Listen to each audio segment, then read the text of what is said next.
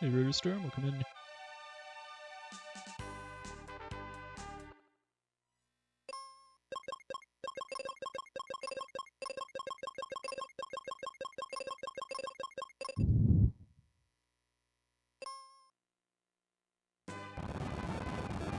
Well, hopefully I'm able to provide that for you, Arden.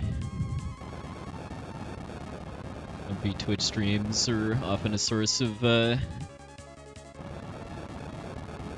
sort of thing in my life, too.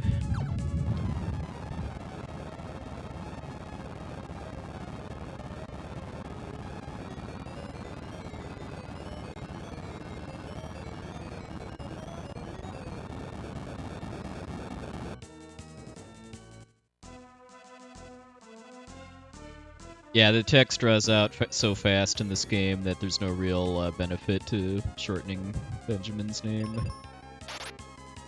Hey, UF, like corporate image.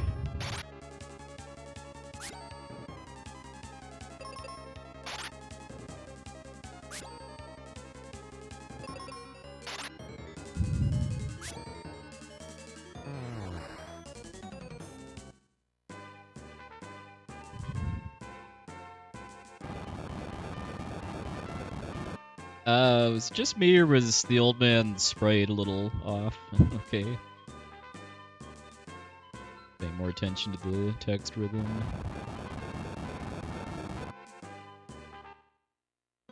Hey, Miro Noob, welcome in.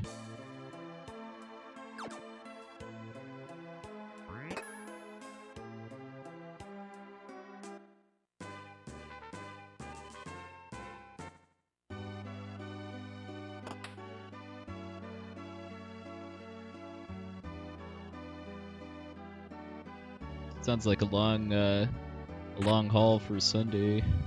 Hey, the 7, thank you, sir.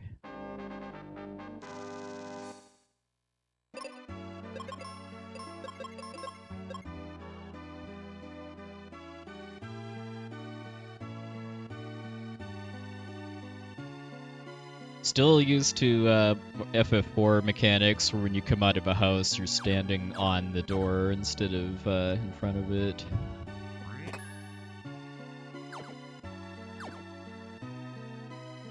Thanks to the host, Gidrah.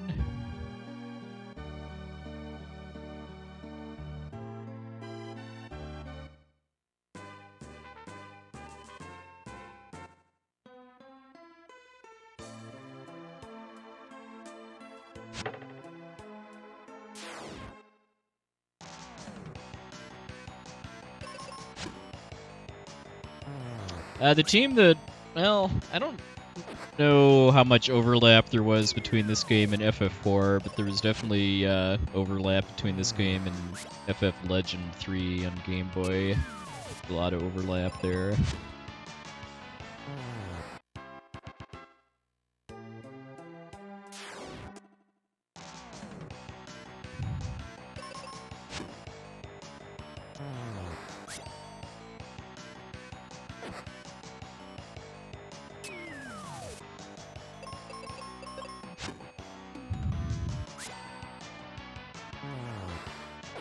Thanks a luck, definitely gonna need it.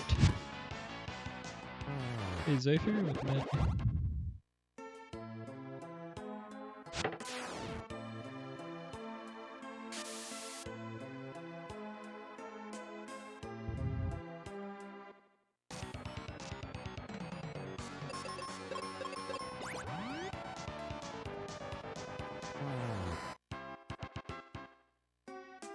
First RPG I ever played was Dragon Warrior 1 on the NES. Got a free copy of it for subscribing to Nintendo Power. I'm gonna say in 91.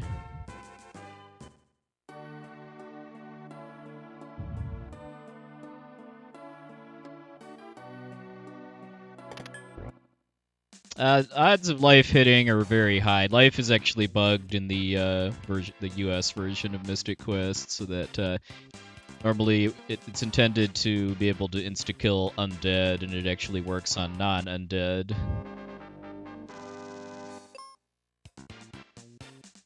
Minotaur is the only boss. Well, I shouldn't say there's another boss much later on that's also susceptible to being lifed, but there's only two that I'm aware of. The other is Skullrus Rex.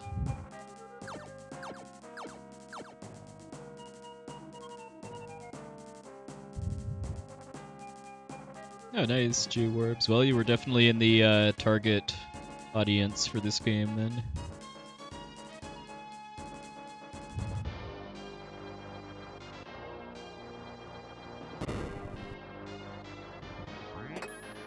I've never played Faxanadu, but I know it's got a lot in common with like Zelda 2, as far as being kind of a part side-scrolling action game, part RPG.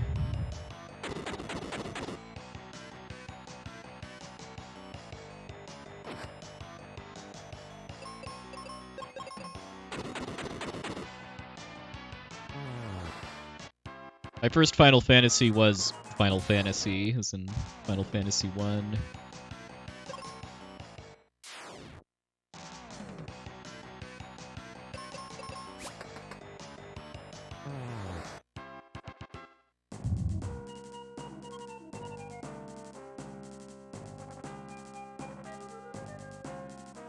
I think the only Zelda 2 style kind of game like that I played was Rambo. There was also Battle of Olympus, but I never played that.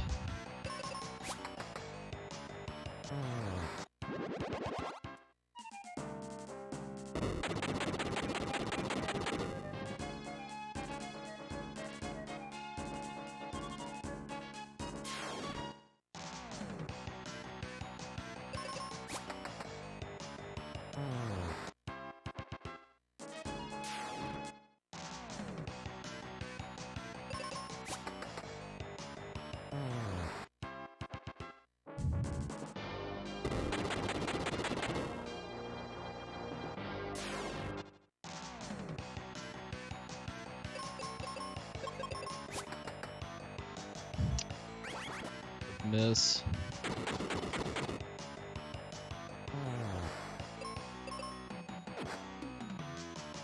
Bill Benjamin. Doing alright. I have been streaming the past, like, I don't know, like 2 going on 3 months or so pretty regularly, but it's only been around this time.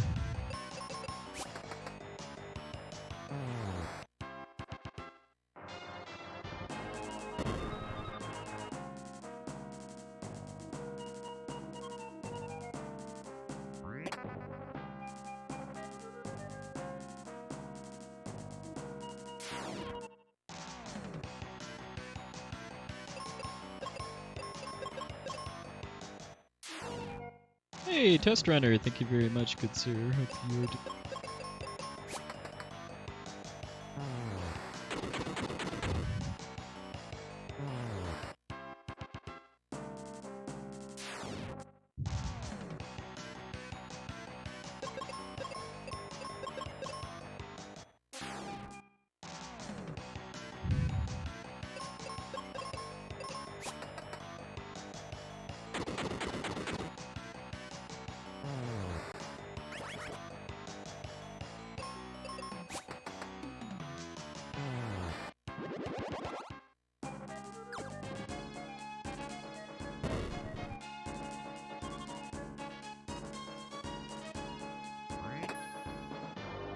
Yeah, that's why Tristan is the worst partner character game, because he really likes to miss. I'm getting some pretty bad formation luck here.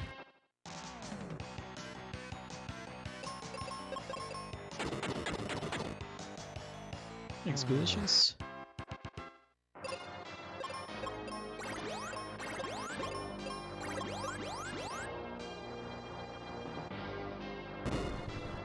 Thanks, SW Ura.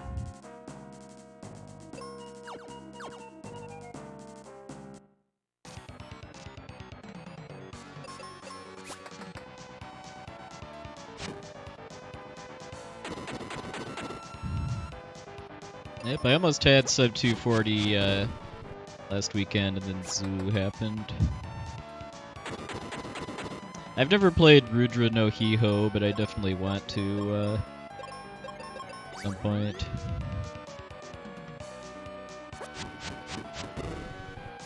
Heard it's good. Yeah, I do know that the same guy, Ryuji Sasai, also did the soundtrack. I did the soundtrack to this game.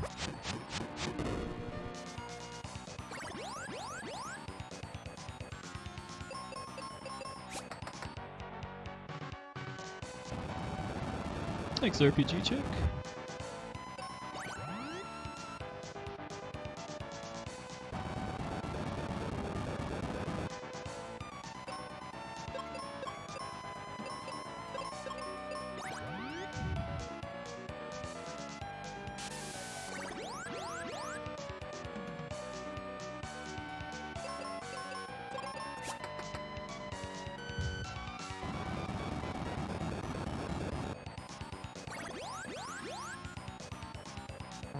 Nice. I think I got 2 crits. Fight. Still nowhere close to sub 10 though. Largely, I think this time it was largely thanks to just a lot of having to run away from 3 packs of enemies in the bone dungeon, even if all of the fights went decently. This is not a hard run at all to learn. There's a pretty good guide for it by the record holder Elmagus on Game FAQs. For the any percent category. Skip Spireberg.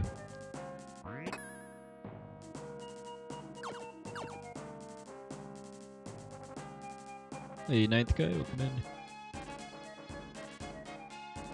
But, I mean, if you're just asking kind of how to approach learning a run like this, especially if there's a guide or tutorial available, for a game like this, I generally like to kind of break it down by dungeon areas and boss fights, where I kind of make notes and practice saves, kind of step by step. And sometimes do practice runs up through the point where I've learned. Yeah, I did a blind any percent race with some friends a few years ago with basically 0 practice, and I ended up getting around a 330 or so, I think, with the guide.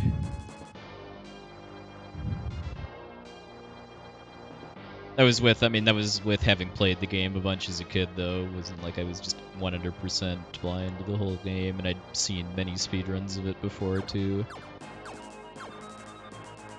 Oh, did I not? Spacing out. Someone made lead.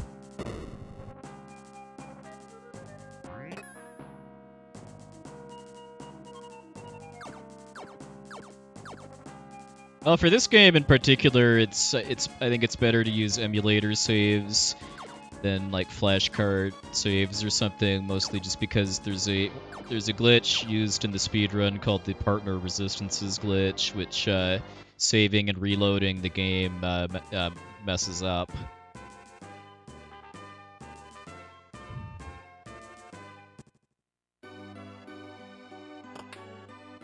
Thanks, F-Horn player. Assuming that's short for French horn player.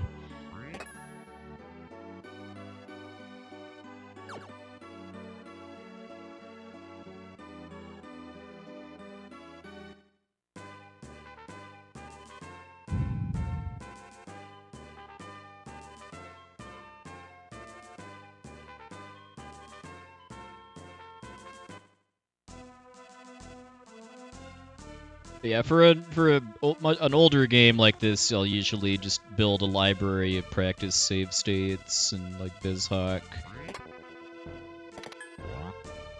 and kind of gradually convert some of those into practice save ROMs on my flash card. If it's a game where doing that is actually helpful.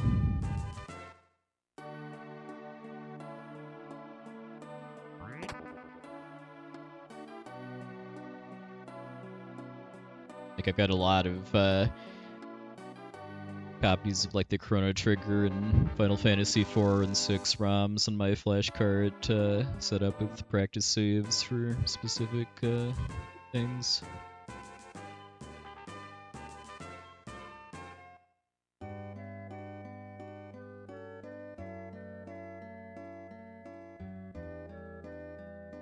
For this game, it's just BizHawk save states because the way that the Resistance's glitch works makes it so that practicing on console isn't very efficient.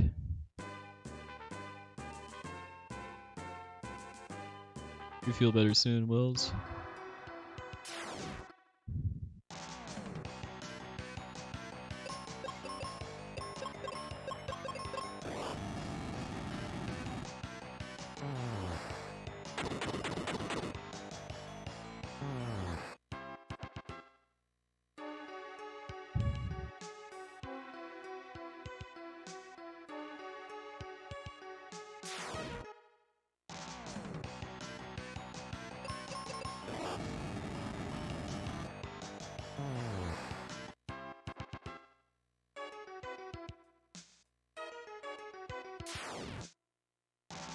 Yeah, something I didn't kind of appreciate quite as much right when I very first started speedrunning was RPGs was that practicing menus can be just as important as practicing fights.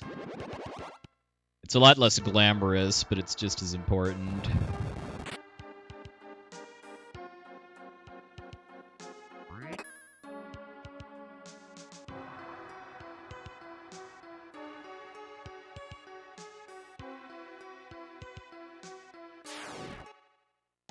Hey, Shuriken Blue.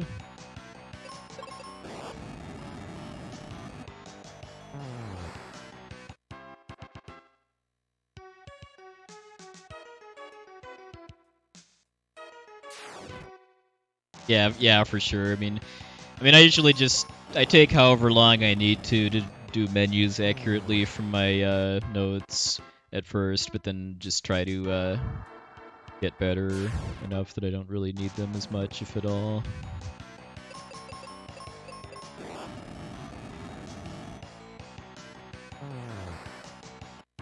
Oh yeah, for sure. That's. I want to say that just from just having watched Magus run this game so many times, I can't help but feel that that's probably the single biggest reason why like his ice golem times are like generally over 5 minutes faster than mine is just purely because of menus.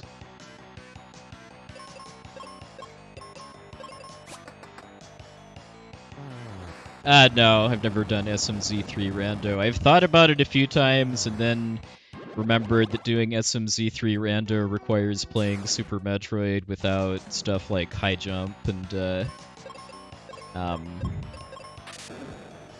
other just movement-related stuff.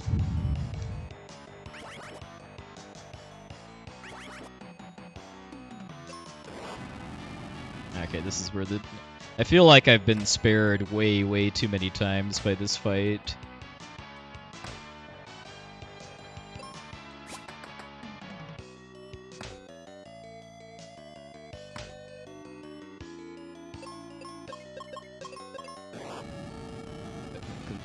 Yeah, this is what can happen if they all spam riddle.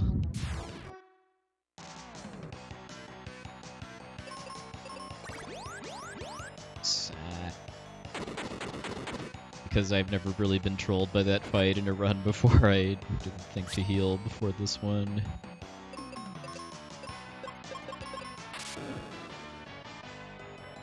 Thanks, Doug Pound Gaming.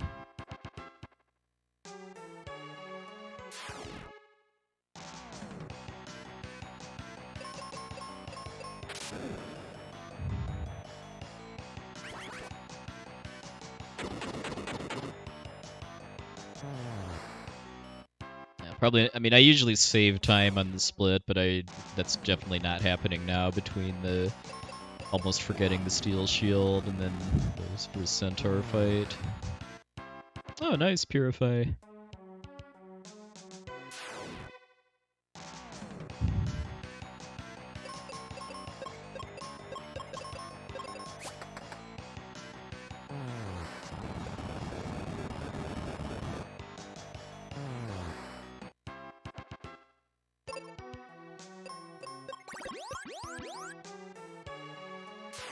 It's early because of having to waste an extra fire on the centaurs.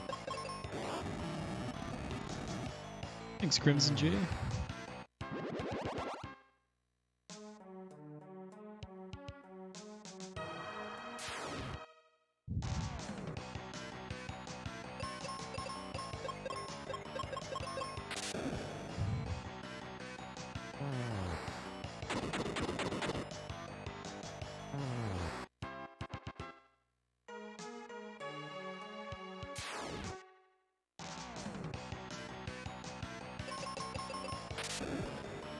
I know another thing that Magus does really, really well at this game is just with the memory cursor, so that he just always knows when he can just mash.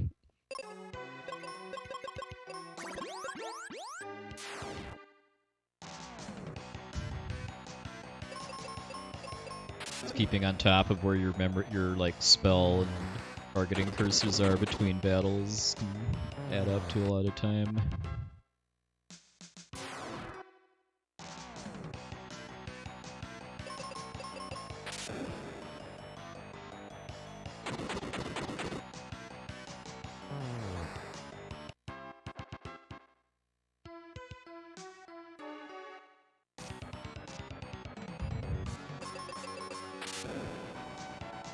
Thanks, Churma.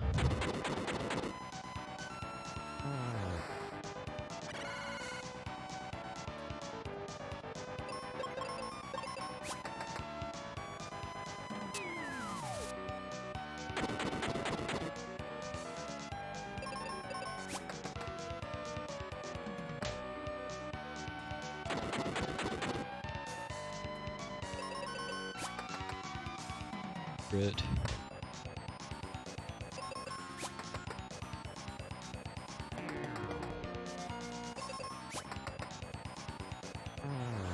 Good. But yeah, lost a big chunk of time between the Steel Shield derp and the Centaur fight.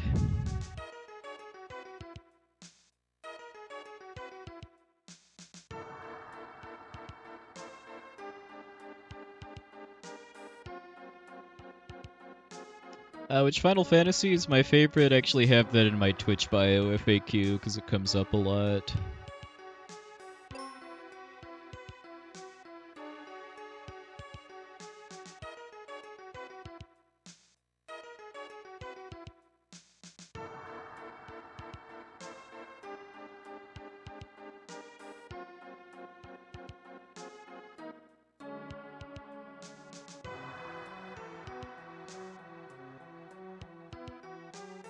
Yeah, because when it comes to debates about Final Fantasy game preferences, there are no winners, is what I've long since learned.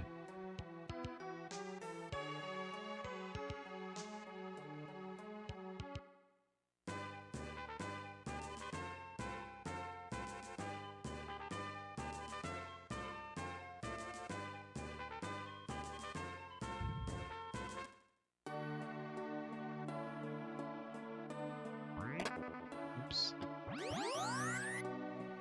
But that does not have bombs in it when you have a partner.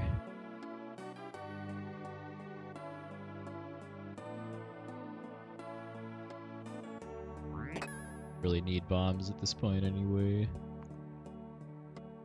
Hey, Silverberry.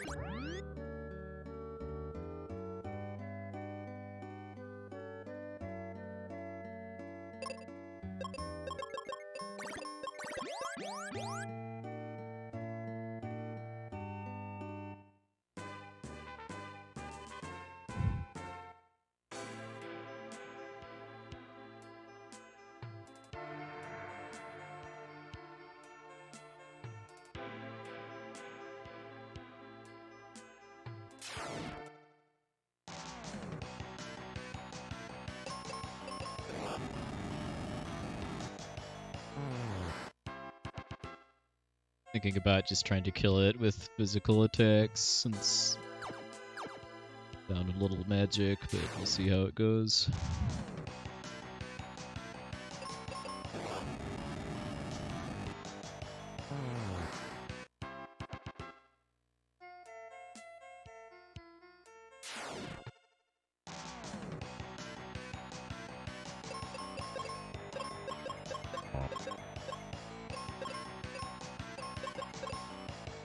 We have it. Water Thunder is already.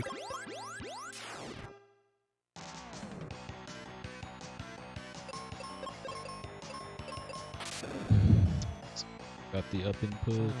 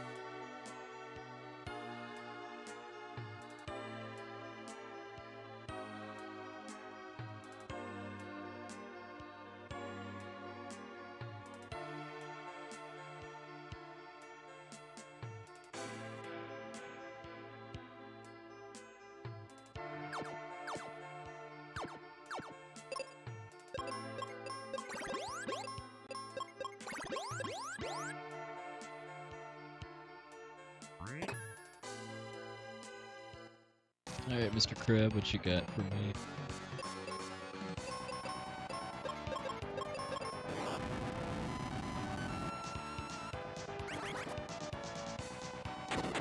Promising start.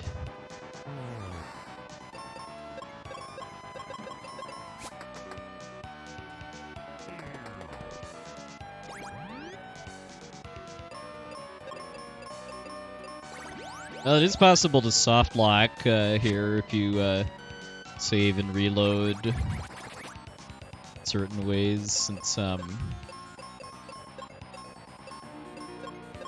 pillars return to their original spots if you reload.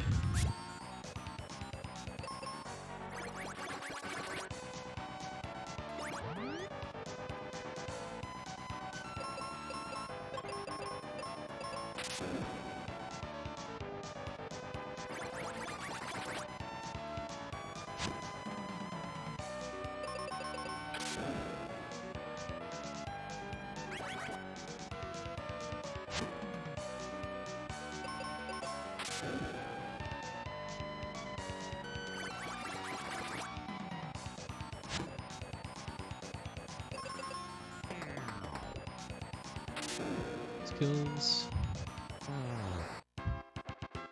That was a pretty silly fight, but went fairly smoothly. Saved more time if hadn't had all the issues with the seeds and magic.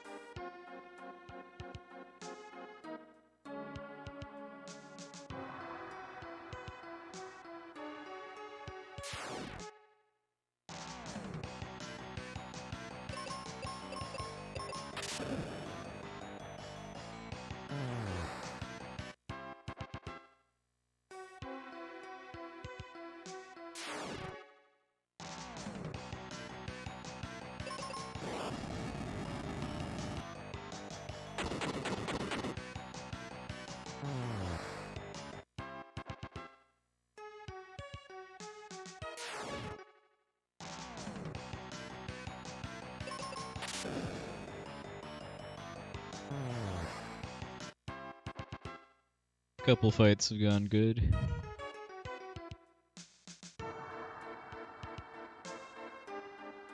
Main thing that slows these down is if there's two different kinds of monsters in the same fight. And I can't usually count on the AI with Phoebe to do what I want in that case.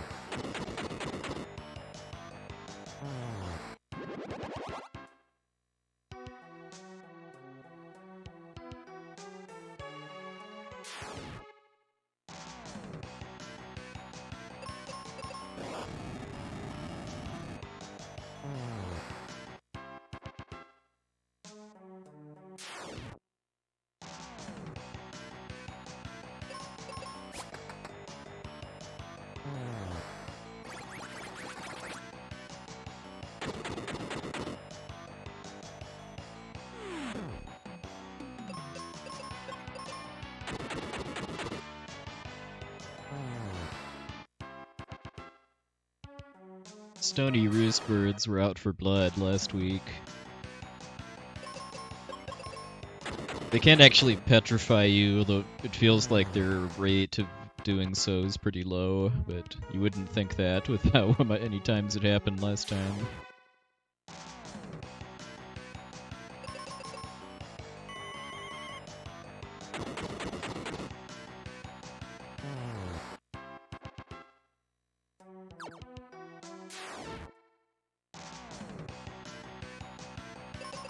Yep.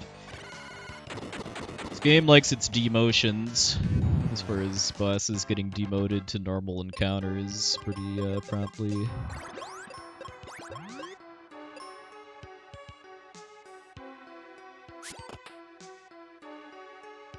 Yeah, I can't really think of any other game before this that did that, and I'd have to struggle to think of one that came afterwards.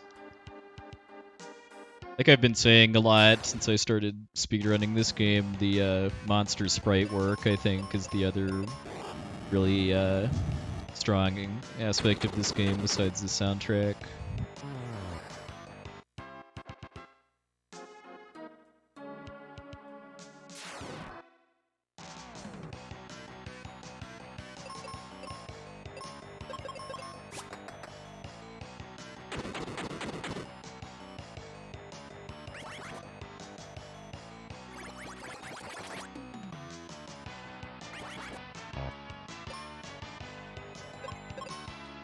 Mulligan, this one.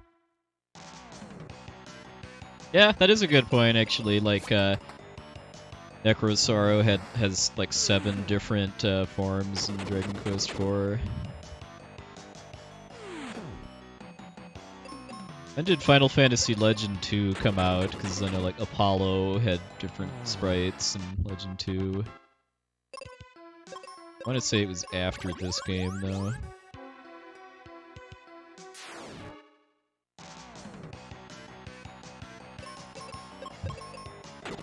But all these other games we're talking about are really special occasions, though. Like, literally every monster in this game has at least 2 poses. Hey, Normaki, thank you very much for the raid. Your stream was a good one. Yeah, agreed, Peach Lee. Lufia 2 did it a bit better, but Lufia 2 also came out, I think, 4 years after this game. This is 92, Lufia 2 was 96. So it's not like a super fair comparison. Hey, thanks for the luck, Norbaki. Thanks for the raid, too. Thanks, Rocco. Don't miss this time, please. Alright, that's better.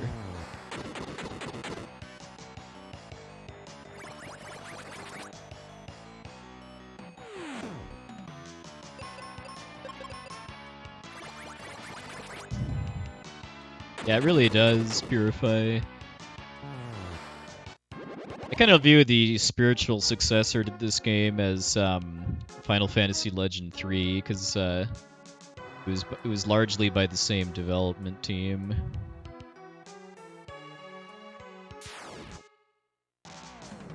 But Legend 3 doesn't do any like out of battle tools type stuff really that I remember at least. There's like a few very minor puzzles that involve like pushing objects around. Thanks to Yurian. Thanks, Aiden.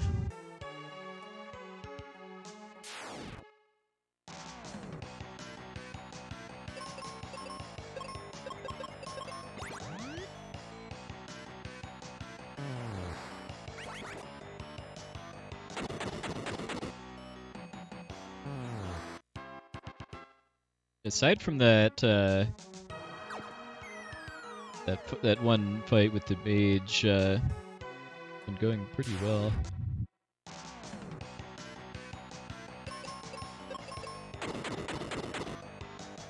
As far as both the luck I've been getting with the encounter formations and how the fights have been playing out.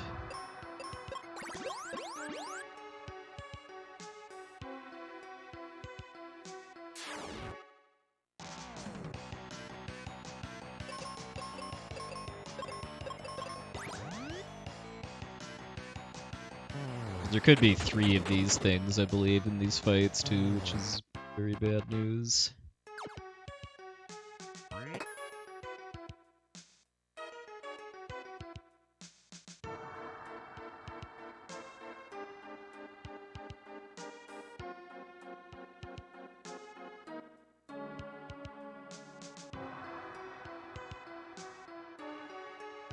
Has anybody else been watching the Bad Games Marathon going on this weekend? There's been some pretty, pretty special video games I've seen as part of that.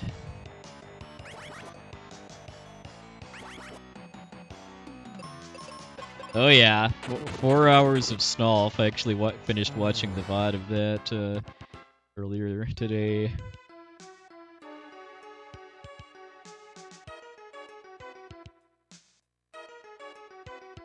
I like how the Snolf trilogy currently includes 4 games in it too.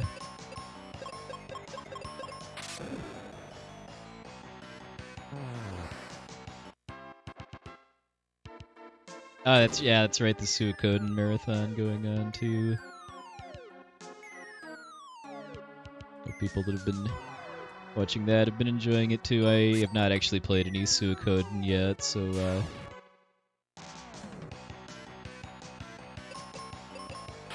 not too invested in speedruns of it, but someday hopefully that'll change. I do want to play at least Suikoden 1 and or 2 eventually.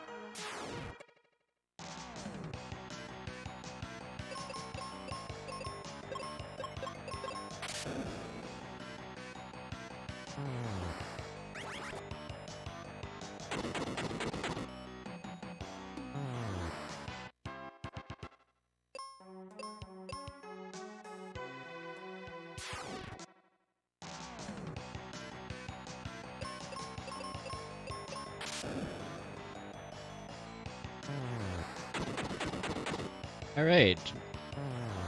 Not a bad ice pyramid. If Mr. Golem cooperates, might be looking at a gold. I only had like one really slow fight here.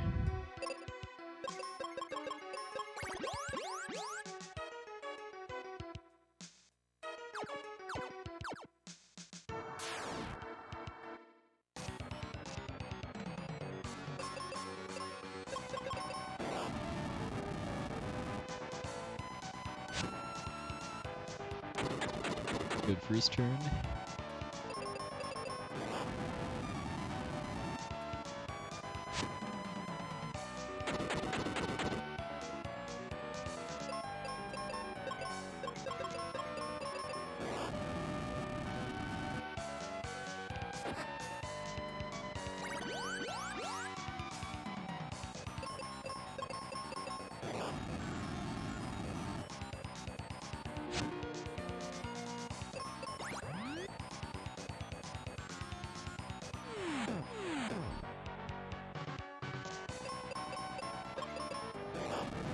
Oh, she actually used fire, okay. I didn't think the AI was smart enough to actually use fire on the giant ice golem.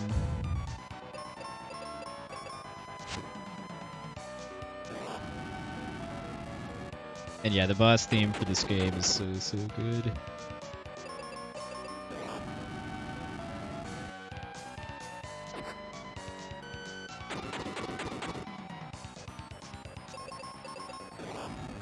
Might be being greedy, but hopefully this kills him. Yep, alright. Nice. Very nice segment.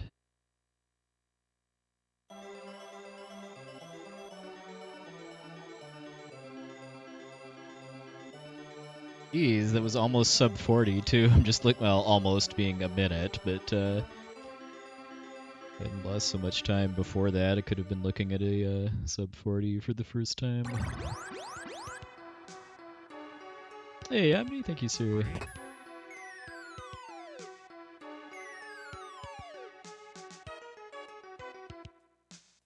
Not need to grab extra explosives too.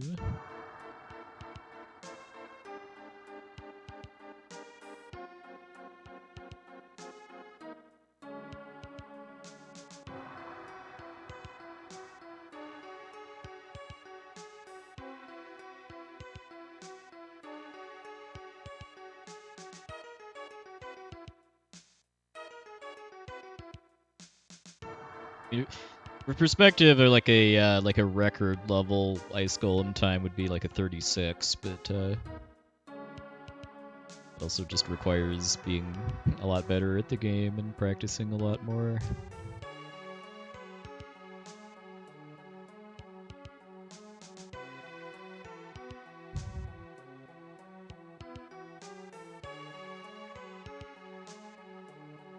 And of course, getting lucky, which never hurts in this game.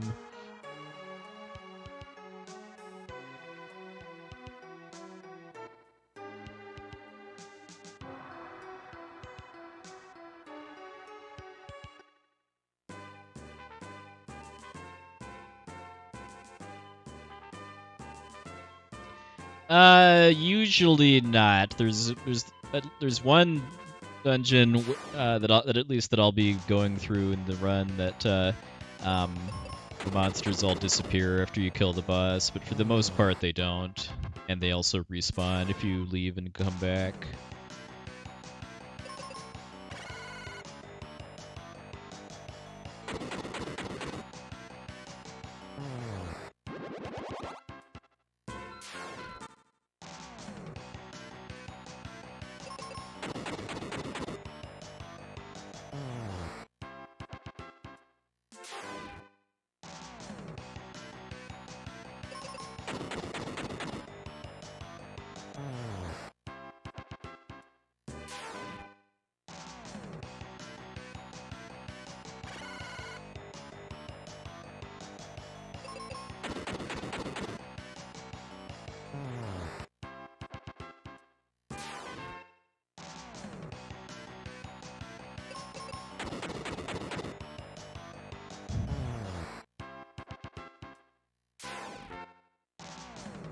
Yeah, I got 6 in before getting the Sphinx. That is still extremely good luck.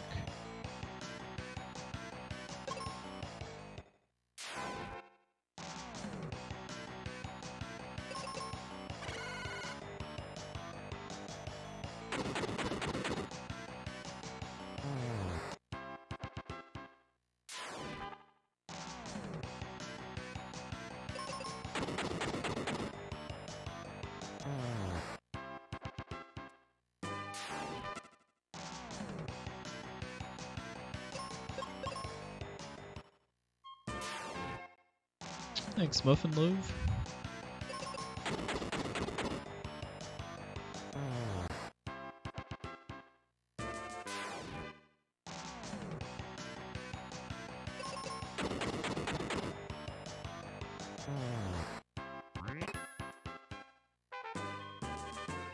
Nice. Yeah, I only had 2 Sphinxes, I think, which is pretty solid.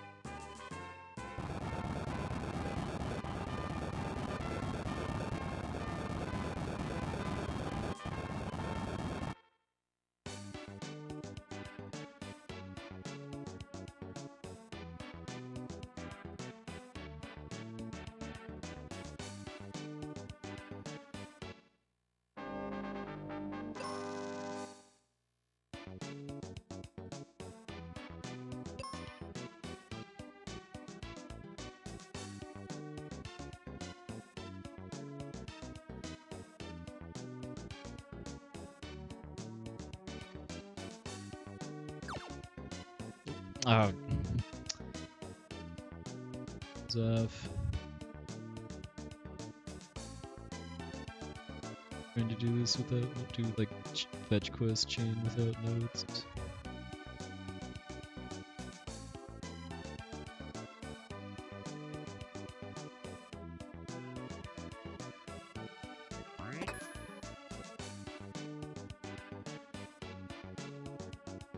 One of the easiest to miss story triggers in the game is that you have to examine the locked door before the key for it.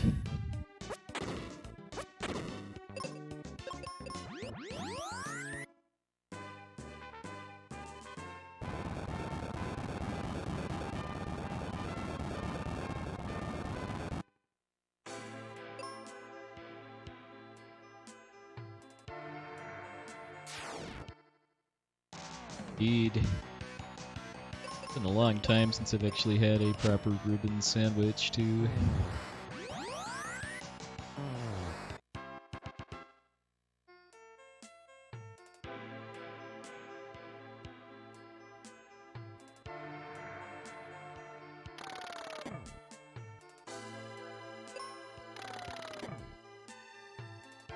There I can do when I have 0 mega grenades.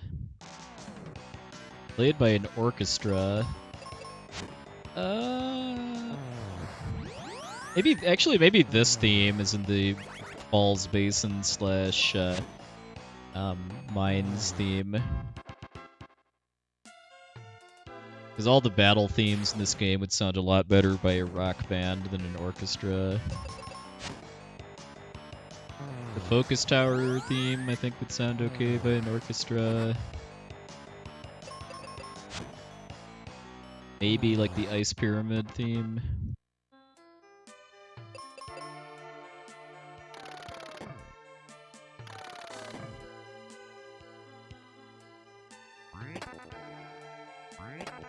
Elevator glitch again to skip the boss.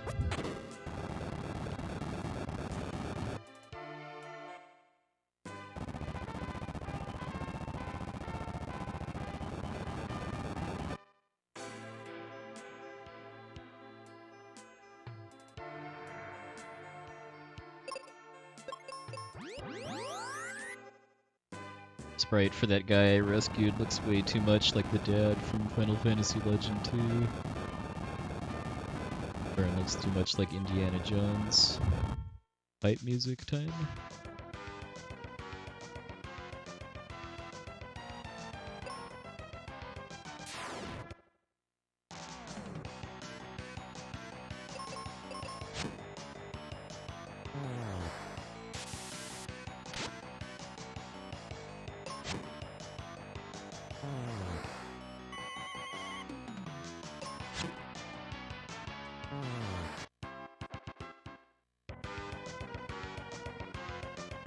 Which ally could be better? Tristram. Probably the worst ally in the game.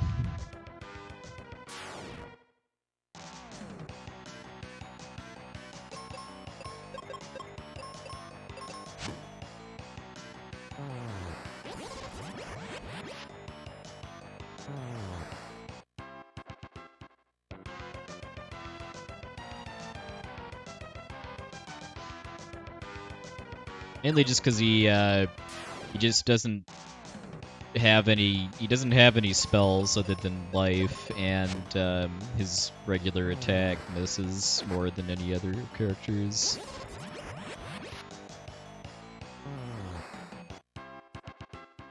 I haven't hit level 12 yet, which messes with my magic management a little bit, but as long as I stay on top of when I need to use seeds, it's all good.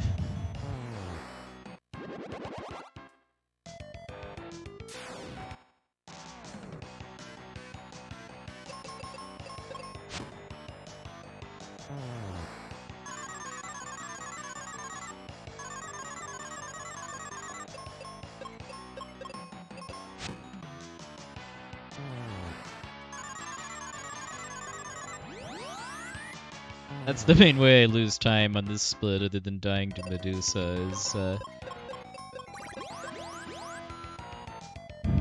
getting put to sleep before I can cast white.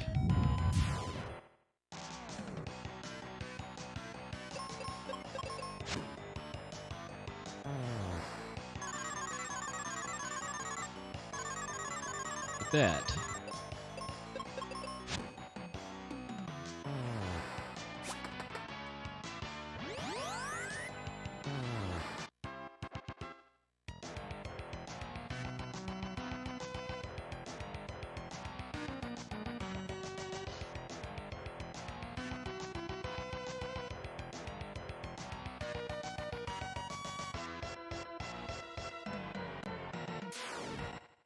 Yeah, this Volcano theme, though, I just can only imagine how awesome it would sound by a rock band, like with a real drum set and bass guitar and stuff.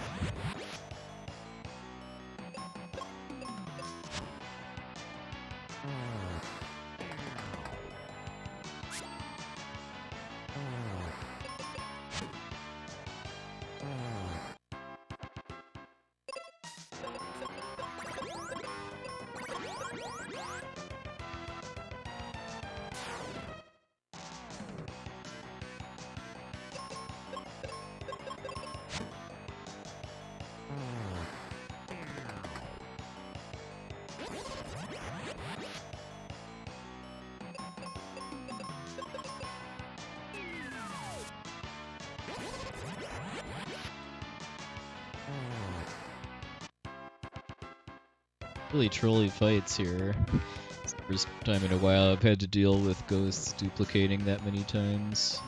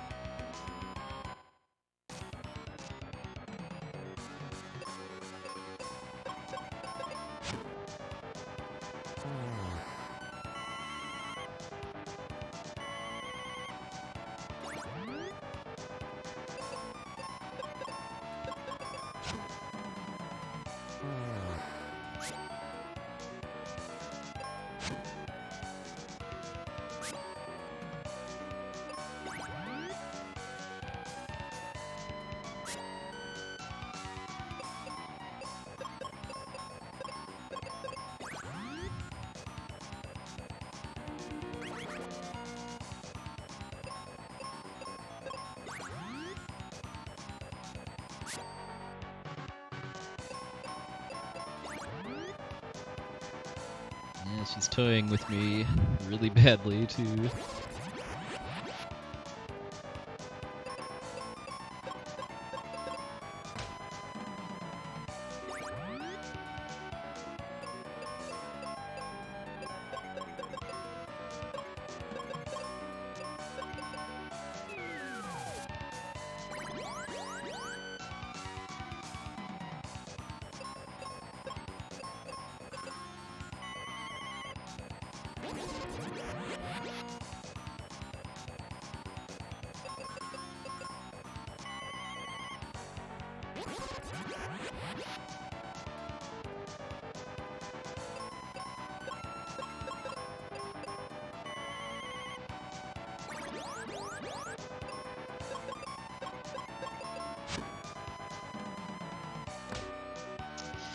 Always Medusa. I just can't get past this boss without a bad death, not anymore, no matter what it seems. Even when I try more defensive strats, she still just spams the crap out of confusion and I lose.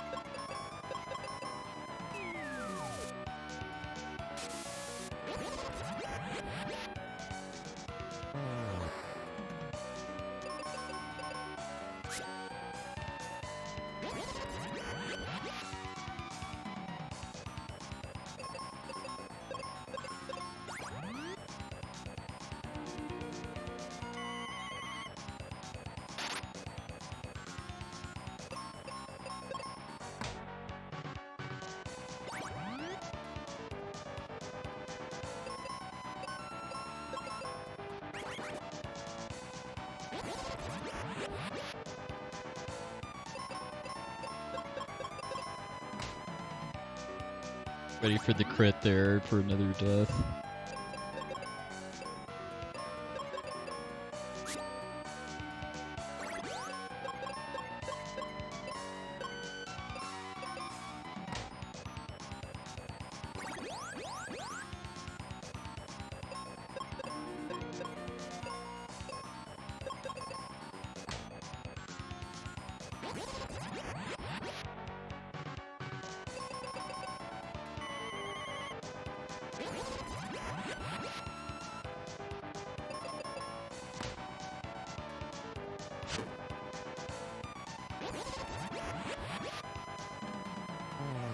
Alright. That stunk. I was up against a pretty bad Medusa time and still managed to lose even more thanks to getting kind of trolled on the way up the volcano and then by Medusa too.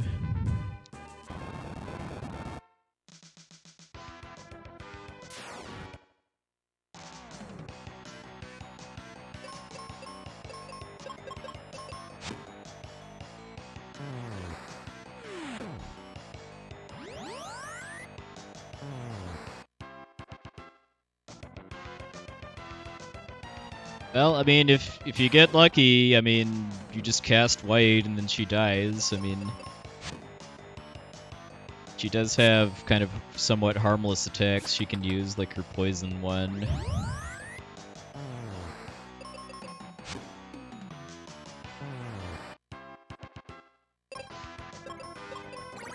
And yeah, in a casual playthrough, I mean, you're gonna have a lot more health on Benjamin, which is pretty significant, given how squishy he is at this point.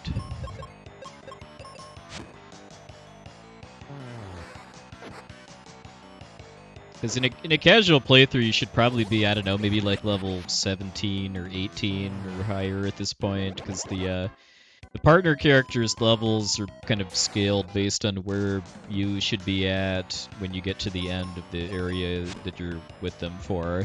So by the time you get to Dual Head Hydra, you should be level 23 in a casual playthrough.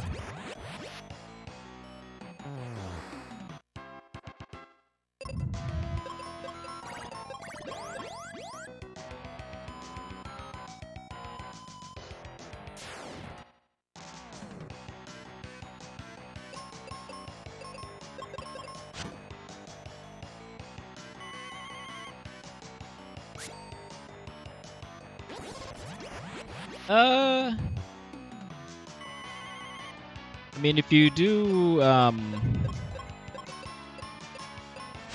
most of the battlefields and fight most encounters in the dungeons, then yeah, you'll get to the target levels without really having to do much else.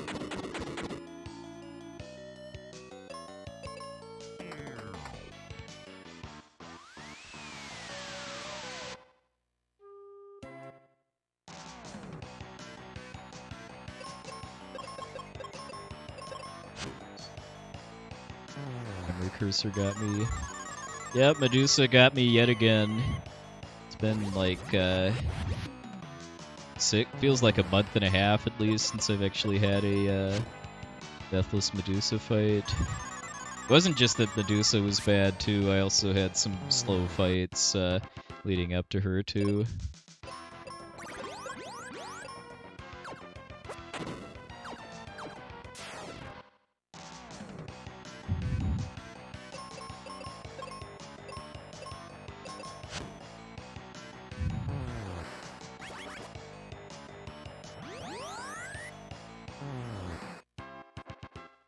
Ghosts duplicating, getting put to sleep a couple times.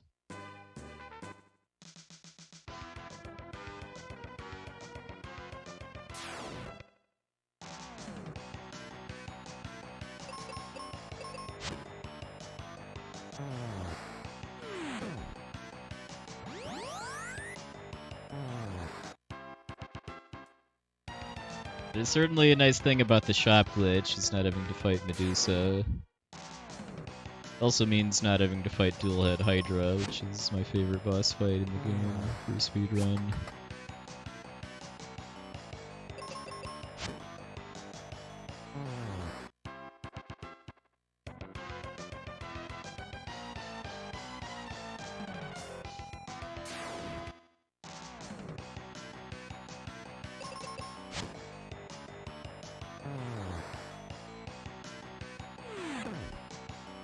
Oh, it's to Hot Wings, by the way.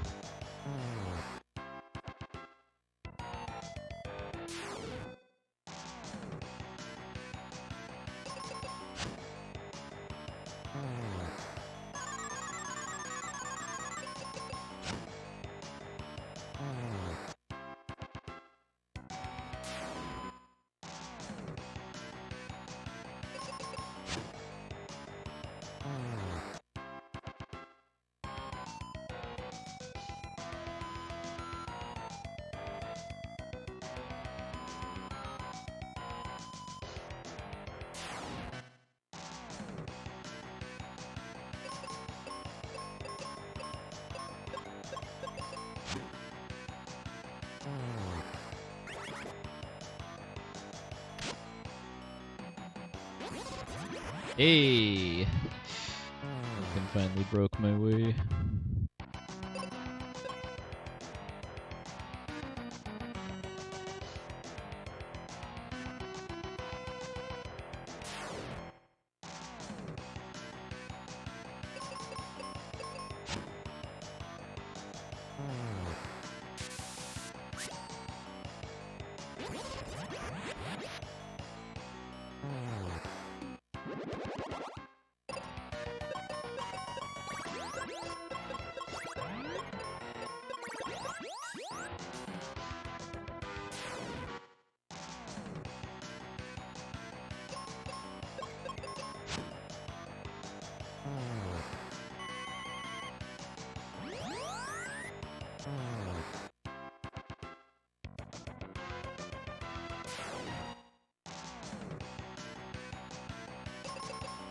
Yeah, this is one of the longest dungeons in the game, but I really don't mind just because of how awesome the music is.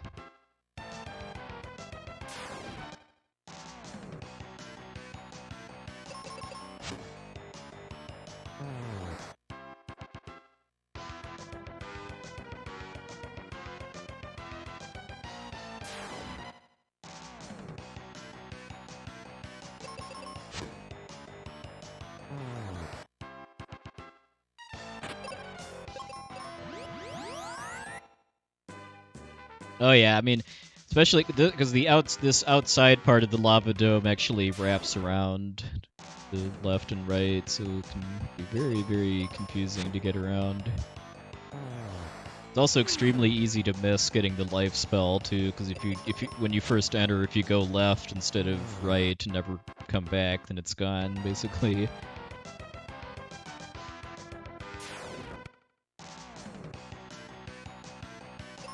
Yeah, same reverse. Plus, I mean, the monster sprite work is so good too. That's this game's other primary strength besides the soundtrack.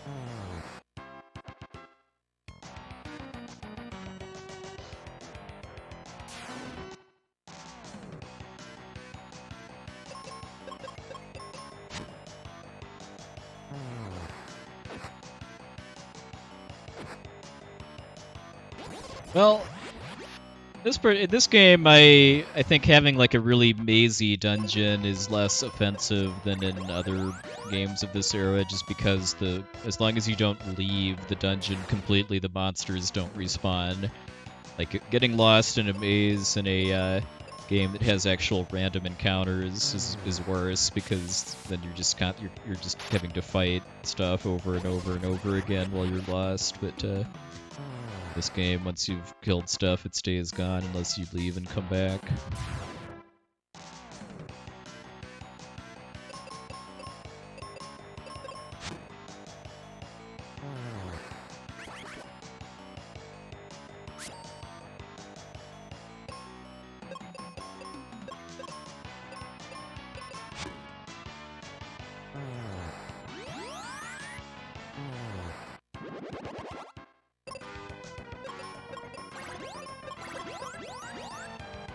Yeah, true, you can save anywhere too, and if you die, you can retry the fight.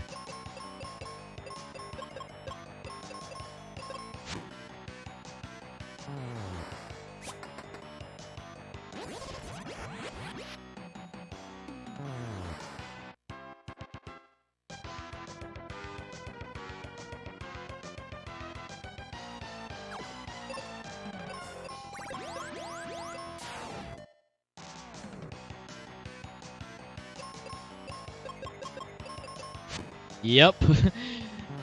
I've seen that happen live on Twitch TV too, as far as water basin softlocks.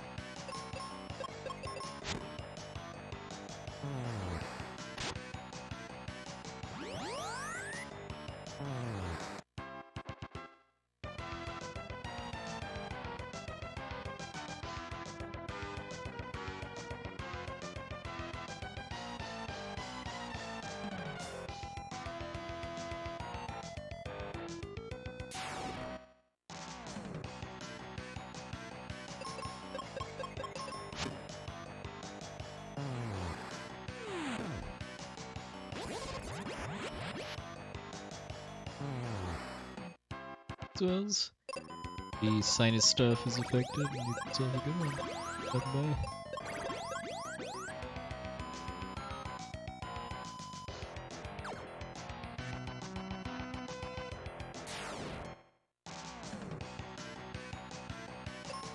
How about this Benjamin guy, too, just casually jumping over a big pile of gold and not, pocketing it?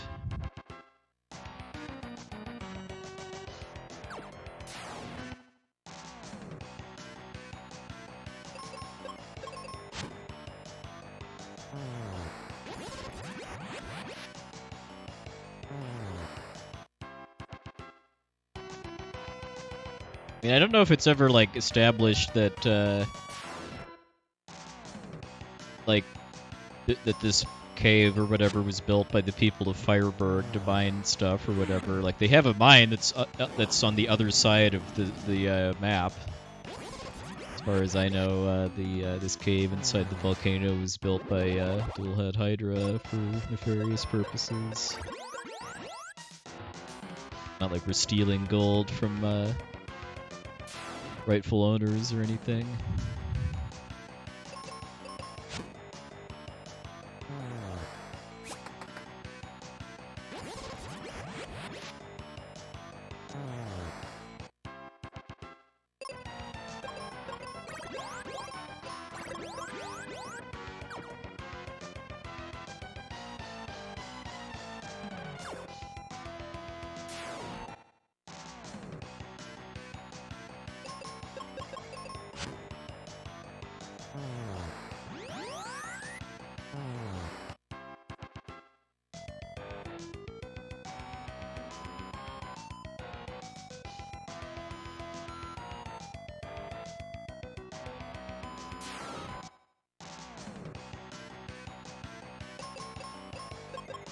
Yeah, Pazuzu is, I think, the main reason why, like, the record for this game isn't totally unbeatable at this point. It's trying to go for record requires getting floor 6 Pazuzu, which is 20% odds near the end of the game. Hey, Nitrodon, evening, sir.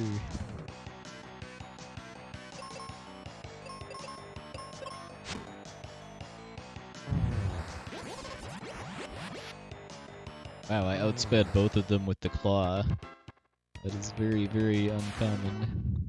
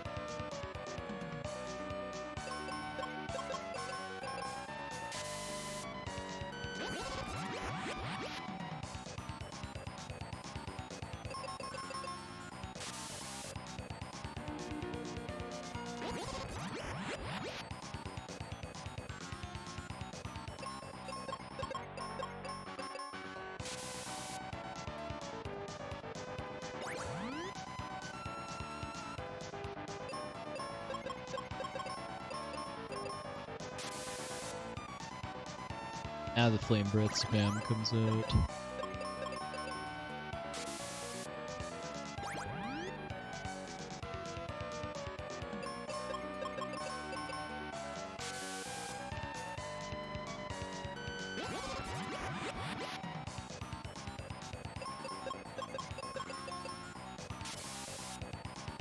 Like, what, 4 or 5 turns in a row now? After this hit, he can't do it anymore, though.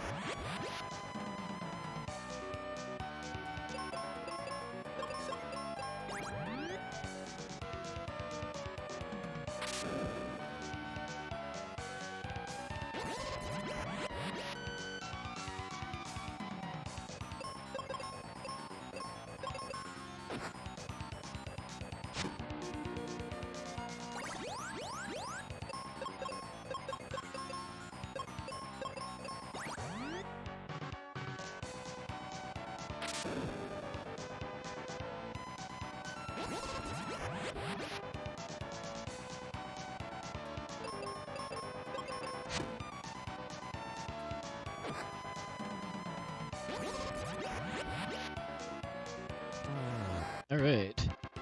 Luck wasn't the greatest because of a lot of flame breaths after kind of being a little cooperative, but I feel like I played that pretty well for the hand I was dealt.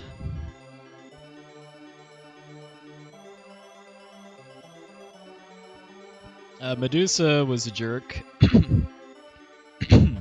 Like she has been the past, like, 5 or 6 runs in a row, I feel like. Had kind of a slow death, followed by a slow victory. And I had some bad fights on the way up to Medusa, too.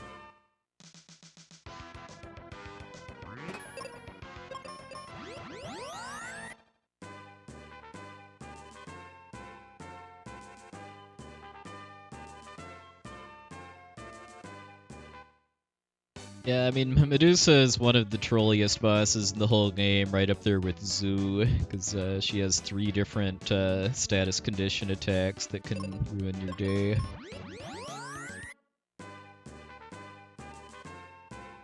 Fusion, paralysis, and stone. Most bosses up until that point only have 1 attack that can do a bad status condition.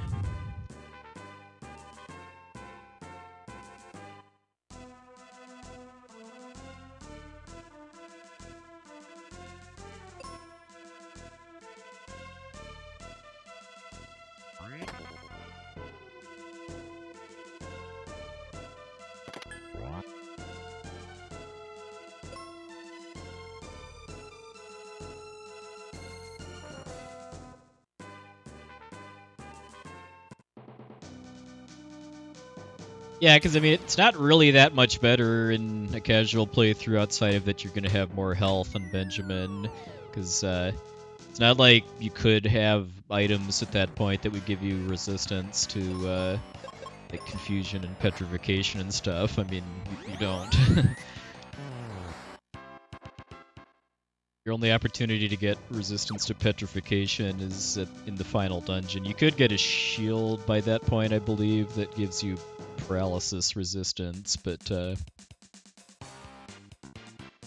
confusion resistance you're not getting until after the tree. Yeah, the Cupid locket.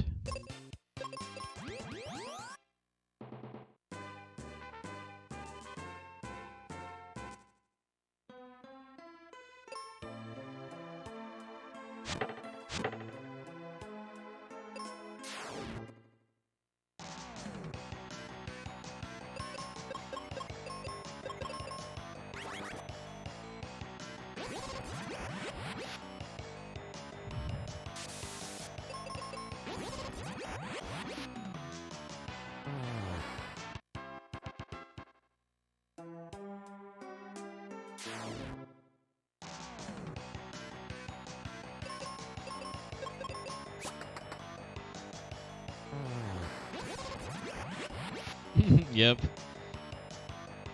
Trees are telling you you're going into the wrong neighborhood. Also, evening MSK.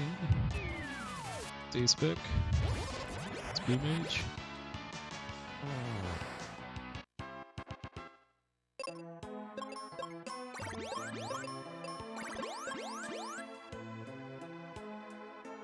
Now we're one more fight away from getting the arrow spell via Kaylee, but I don't learn arrow on Benjamin in this category.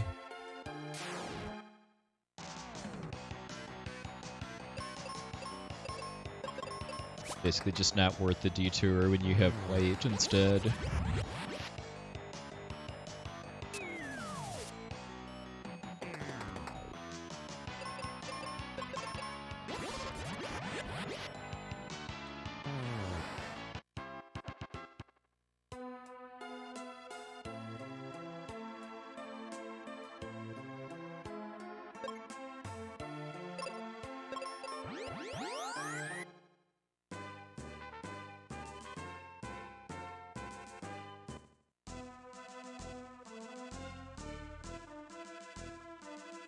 Yeah, this staircase I'm walking past is where you get the arrow spell for Benjamin.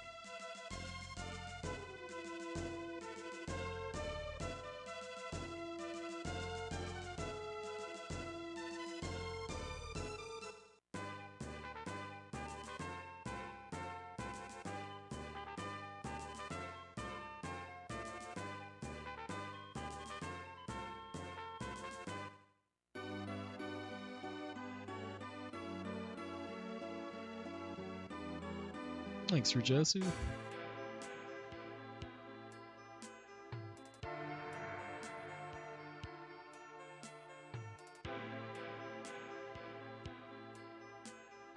Hey, Koga FS.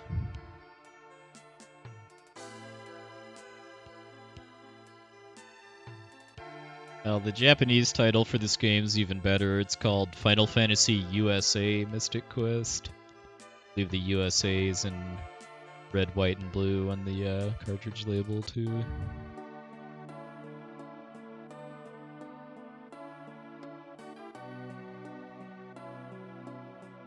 This is on console.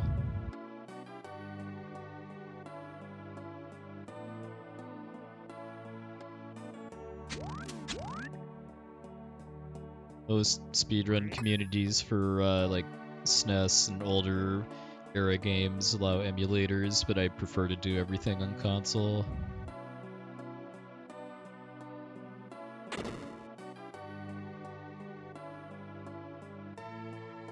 Can jump. Is it actually faster to jump the gap? Because I know jumping costs a frame every time you do it.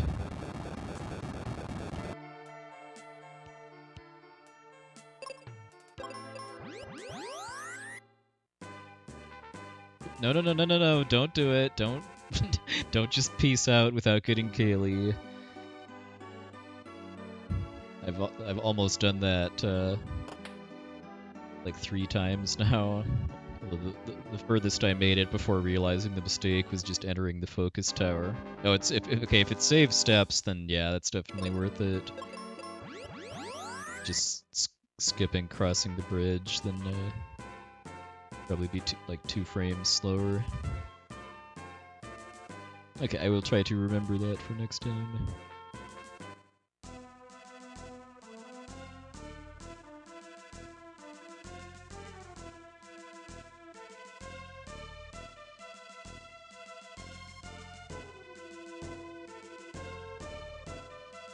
Yeah. Unfortunately, I think that both of the kinds of enemies that you fight with Tristram in the forest, I think, are immune to pretty much all of the status effects that the Dragon Claw can actually do, but be a nice thought at least.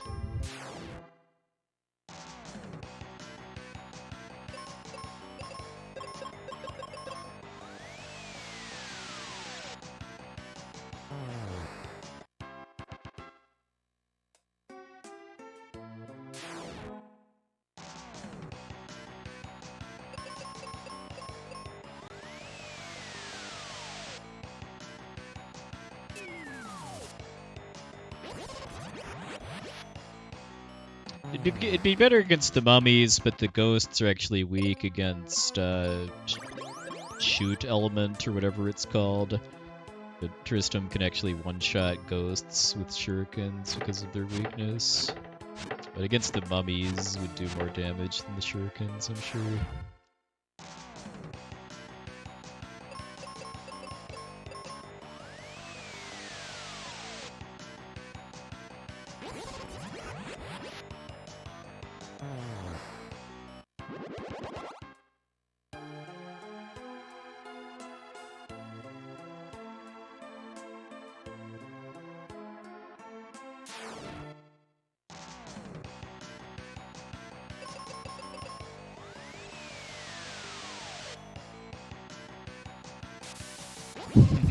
A breakdown, agreed. Maybe that's the crystal that the old man turns into after you beat Dark King, is the crystal of shooting.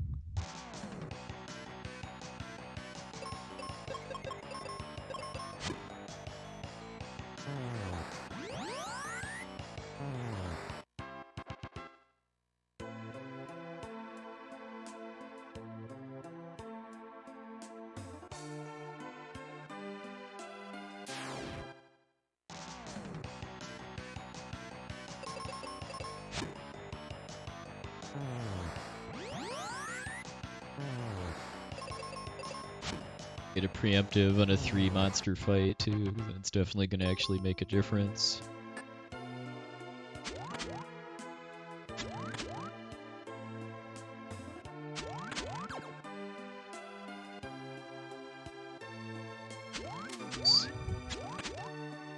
cute and grab the thing from off screen.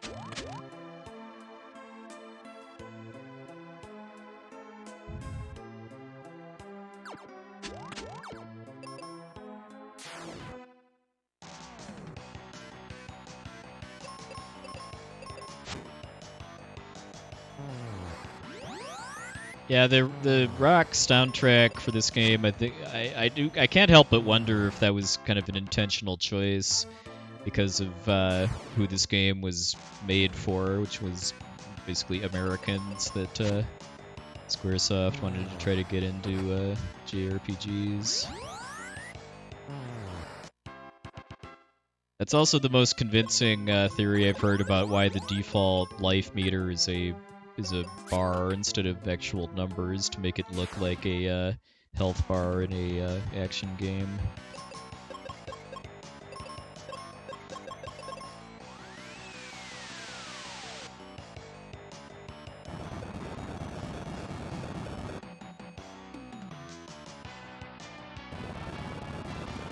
Yeah, a lot of the combat in this run is carried by my partner character, who's scaled based on the level I should be at near the end of this area in a casual playthrough. So after around when I kill Pazuzu in a casual playthrough, Benjamin is expected to be around level 31.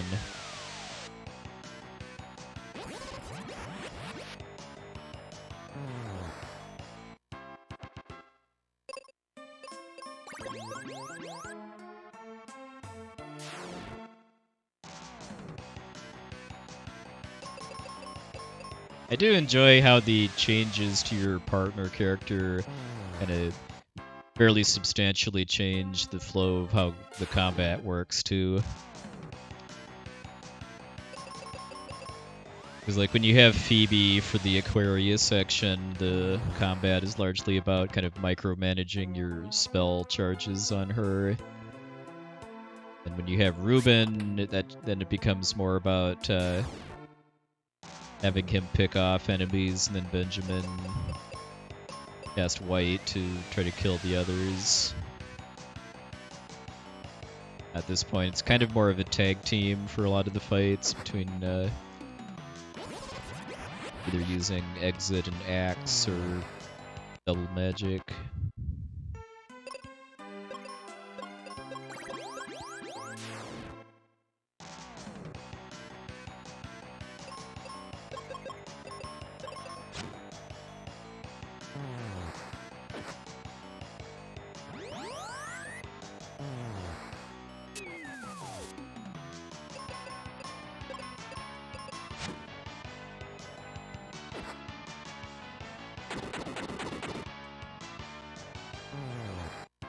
Should be using the claw on that arrow just because animation's faster and I don't have the text afterwards about the weakness.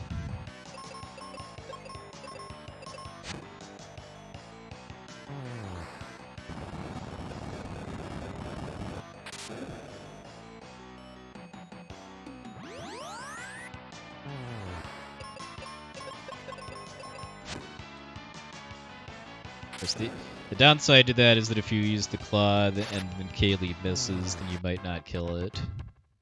But even if the damage doesn't kill it, you've got a decent chance of killing it with a status condition. I think the Dragon Claw can inflict most of the status conditions in the game. I know it can do both petrification and instant death.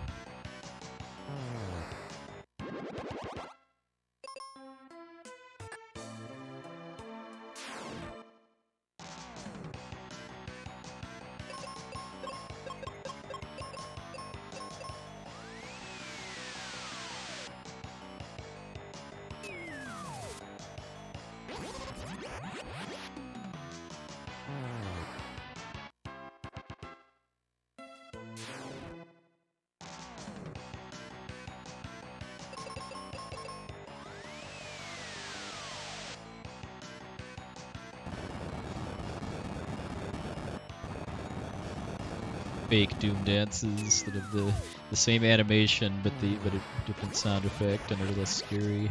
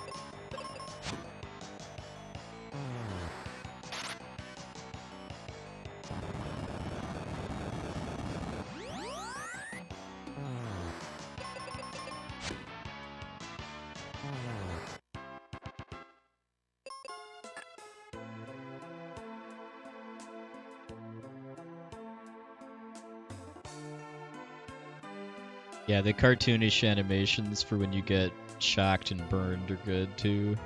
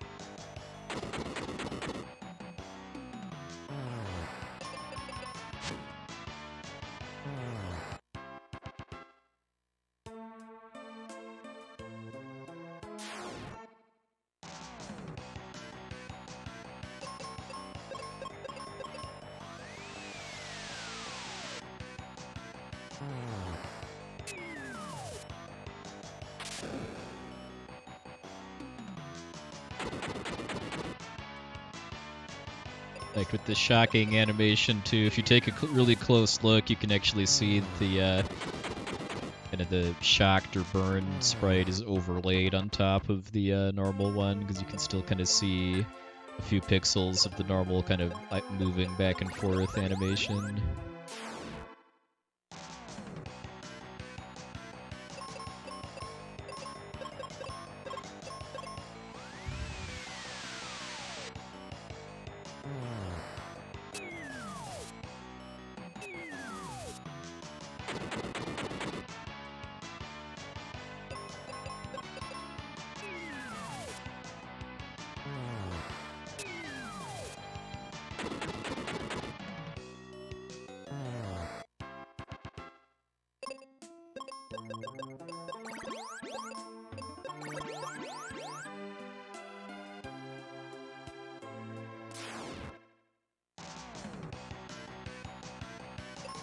Right about here, I would say, is where I'd I'd kind of prefer the boss be if I got to redesign this dungeon, because I feel like this dungeon is about 2 floors longer than it really needs to be.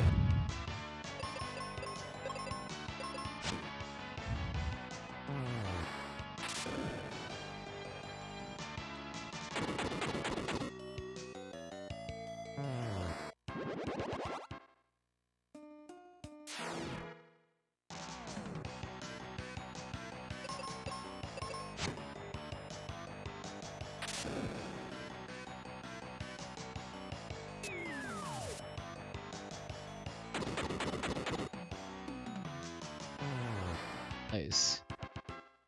Helped along by the slime hurting itself, trying to use Drain and Kaylee as drain resistance.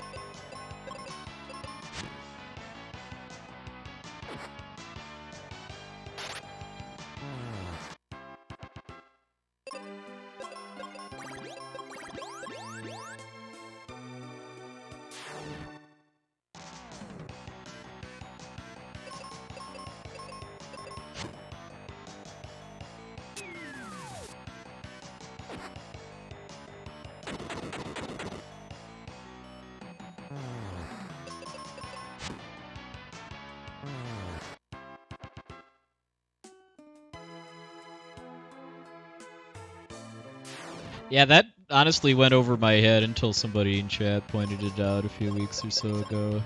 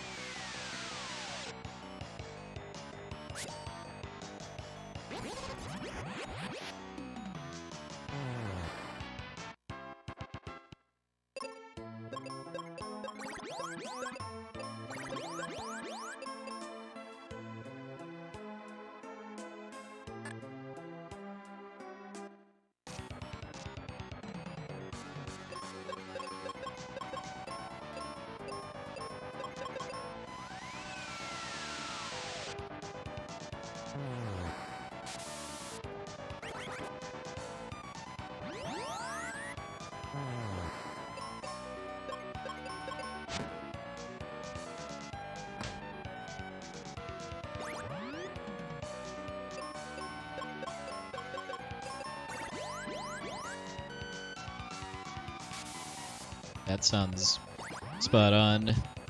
It's just easier to do it that way versus despawning and reloading the sprite completely.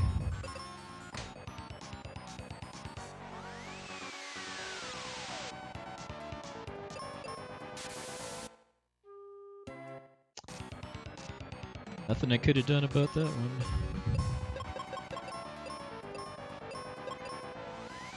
Thanks for the raid, Wag the Dog.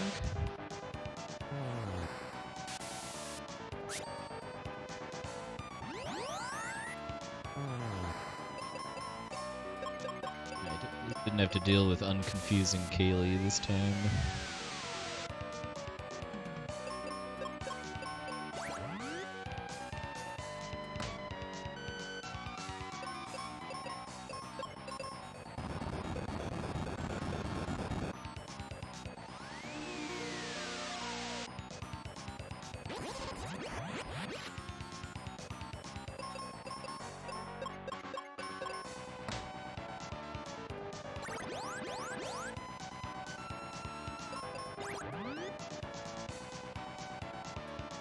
This is a new category. 'Cause this is kind of a no major skip style category, where it's not glitchless, but it doesn't use the glitch that allows you to skip significant portions of the game.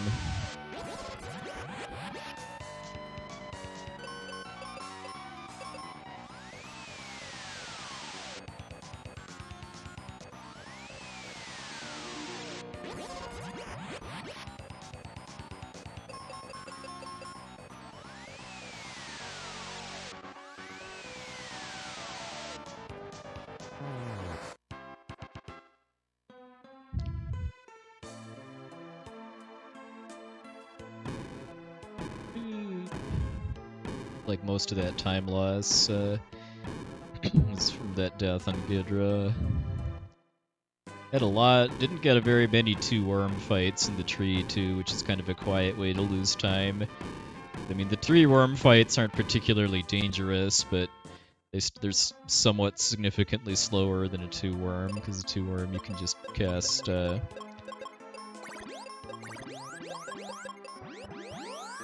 arrow with Kaylee and you're done.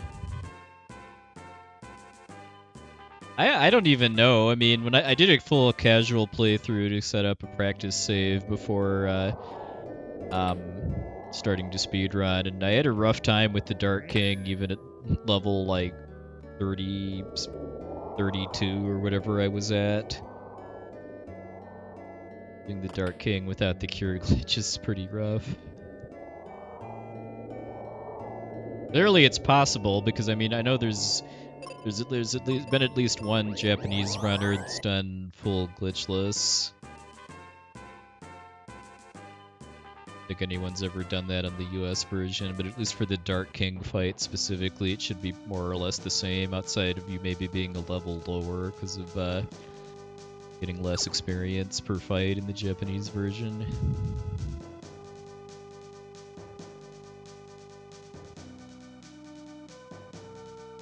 Yeah, I don't even really know how you would do the Dark King fight glitchless. I mean, I would assume it would be similar to most of the late game boss fights, where you're basically spamming wizard spells.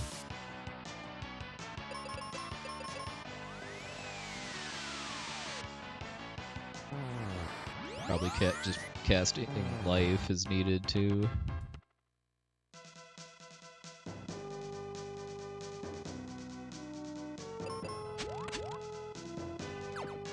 That sounds about right for a somewhat optimized glitchless run.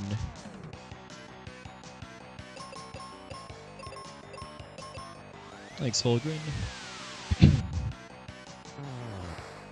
It's something I briefly thought about, but for this game I don't really feel like glitchless would really be more fun. It would kind of more, for the most part, it would be pretty much the same general strategies, only with just more randomness.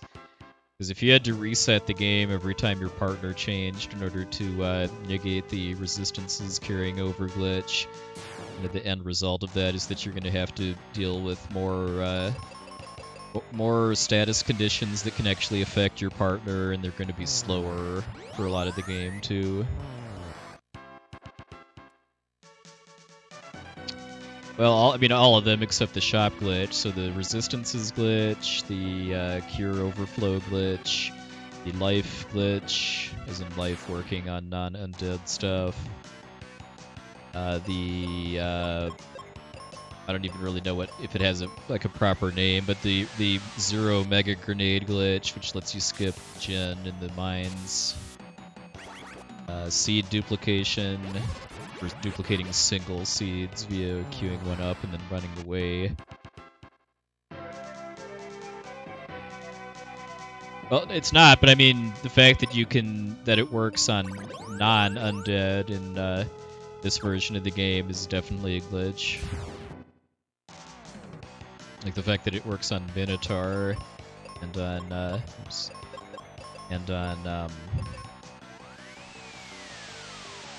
call it manticores.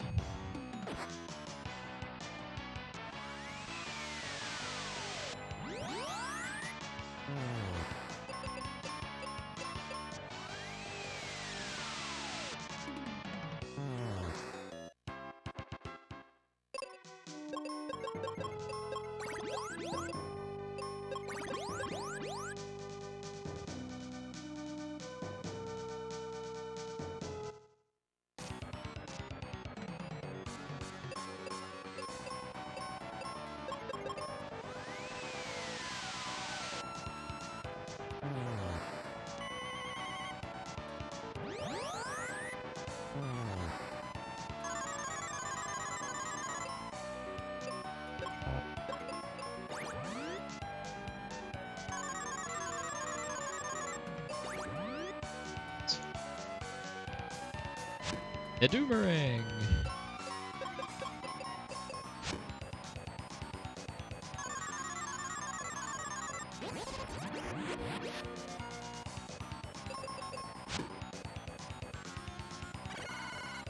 In the extremely unlikely event that there's ever a Mystic Quest Pixel remaster, that's my #1 ask, is having a full animation for Hadoomerang versus just Dullahan. Well, or versus what it is now, as in characters shrugging backwards.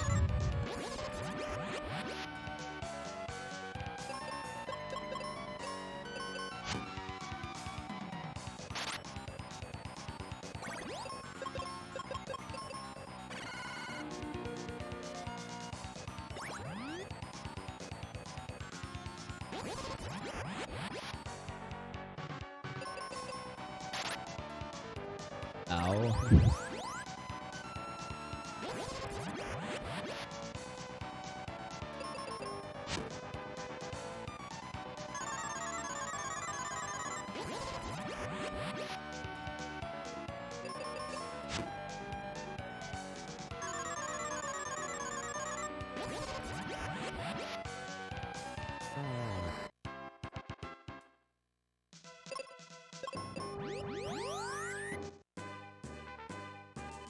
Alright, it's Pazuzu time. I'm up against a floor 6 Pazuzu split, but in my PB, I left Pazuzu's tower about 5 minutes ahead and then lost all of that on the last floor of Doom Castle, so I do not need floor 6 to PB. Wait.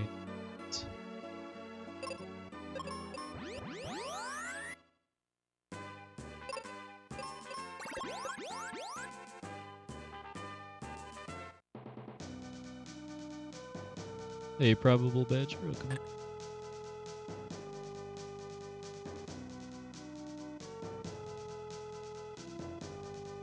If I get floor 2, though, that's... I don't think PB is happening. About 10 minutes lost.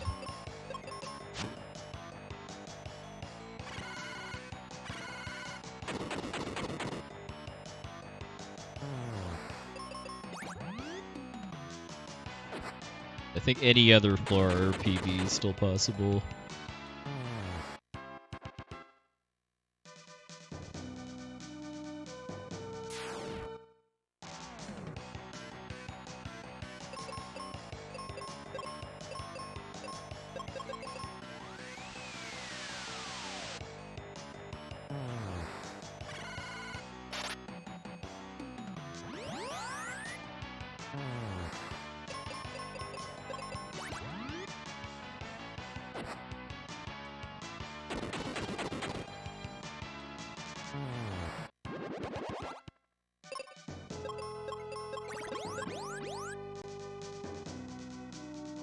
Well, I mean, it's a turn-based RPG with a tile-based field and overworld, so I mean, I'd certainly call that looking Final Fantasy.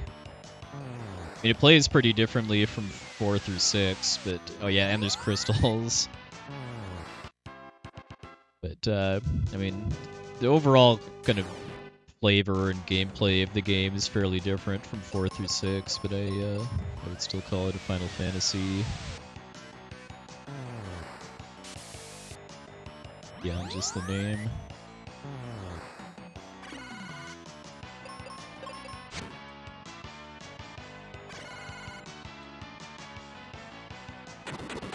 The one noteworthy Final Fantasy trope I'd say this game lacks, though, is an airship.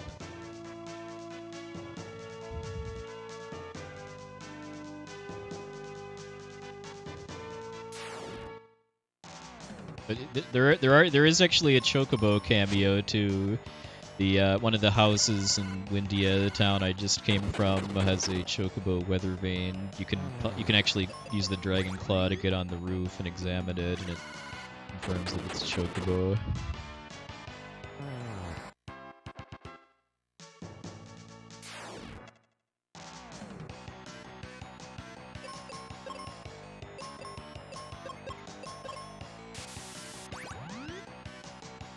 Yes, I can't get floor 3 because I talked to him on floor 3, and after you talk to him the first time, he moves to one of the other floors.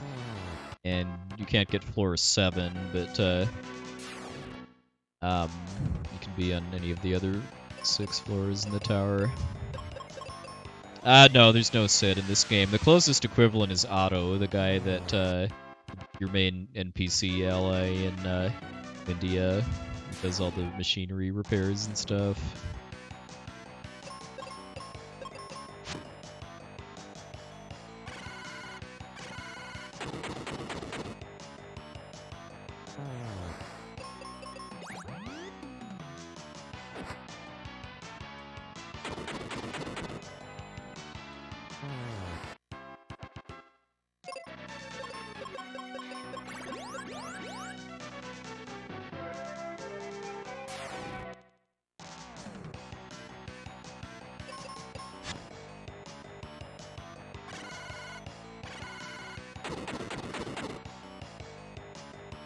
These beholders could use clear eyes.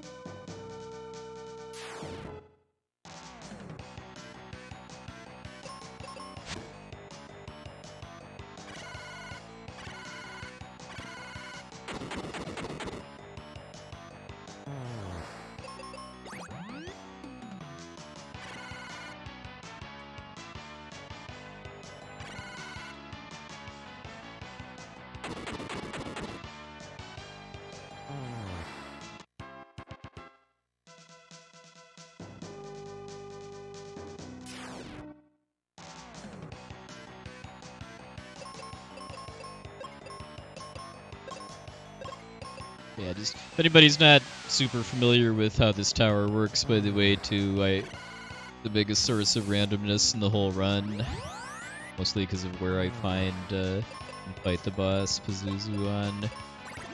Floor 6 is the fastest, floor 2 is the slowest. It's about a 10-minute difference between those two, and then floors 1, 4, and 5 are in the middle.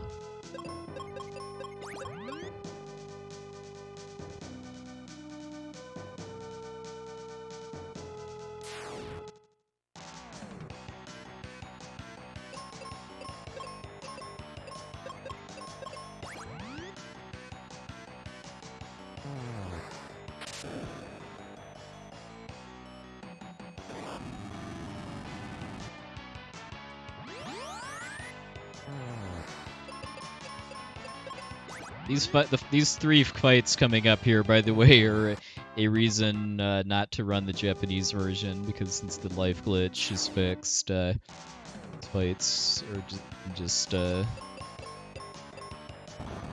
wreck you really, really, really badly.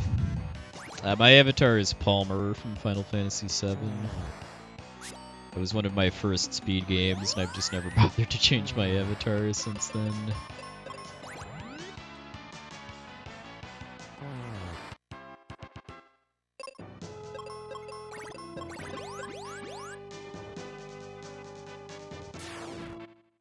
Yeah, that is a good analogy. That's for sure. Hey!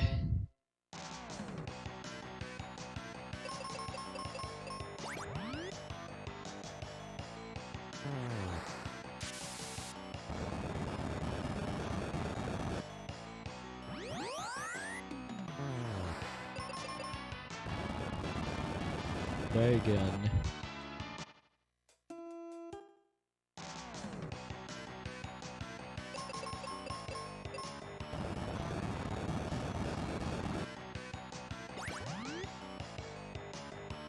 Again, it's not like I could be immune to Petrify and I just skipped something. I mean, the shield that gives you Petrify resistance is in the first floor of the final dungeon.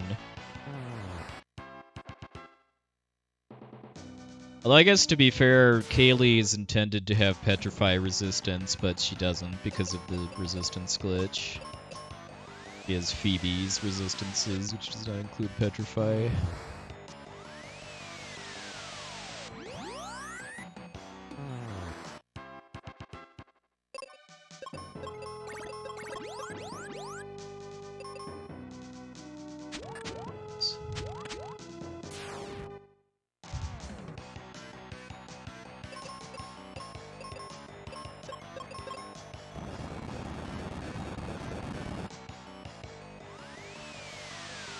Hey, Patrick, evening. You're not late. You're here before Pazuzu, which is the important part. Although you did miss Medusa owning me yet again. It's been like 5 or 6 runs since I've actually had a good Medusa fight.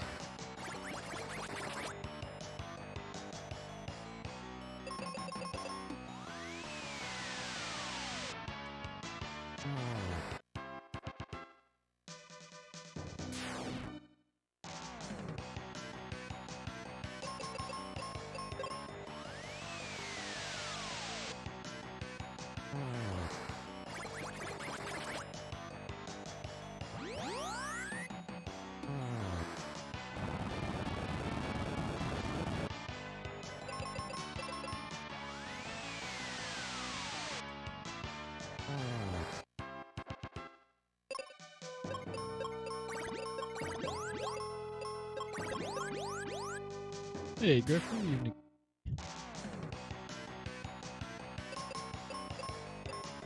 Why is it day X and there still is not an animated hello emote?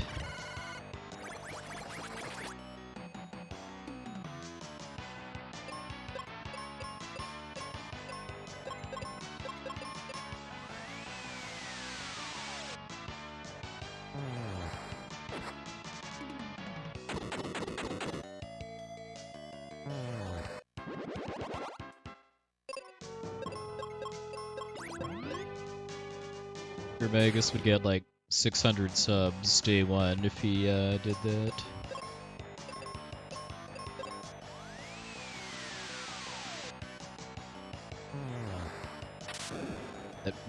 That number may have a margin of error of like 2,000% though.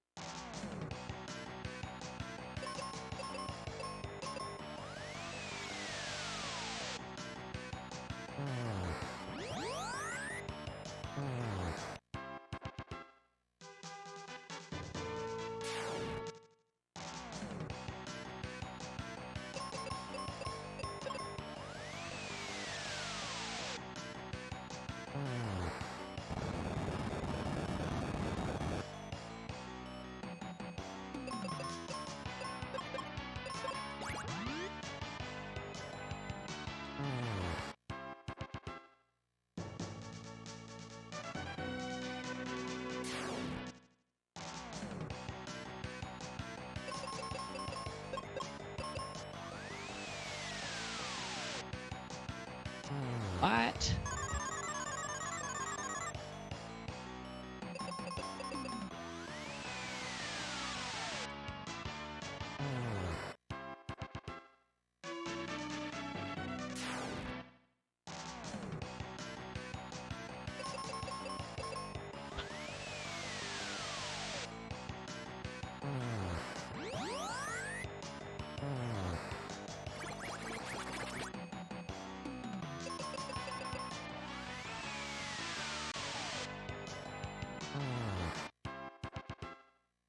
Two fights, I believe, until we find out if he's here or not.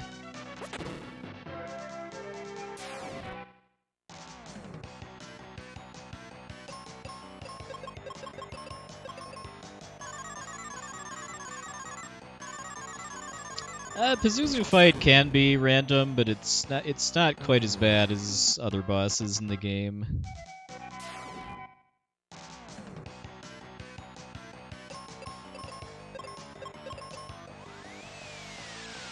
Like, like the refight with Zoo, the palette swap of Pazuzu, that's the next to last boss in the game, is much, much worse. Mostly because Zoo has Doom Dance, which is the instant death attack.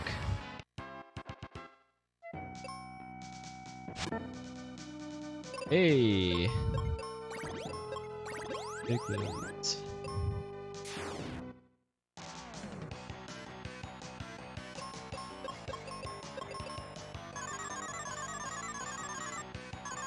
Two 4-6s in a row. Yeah, hopefully this one is it, as far as the sub 240.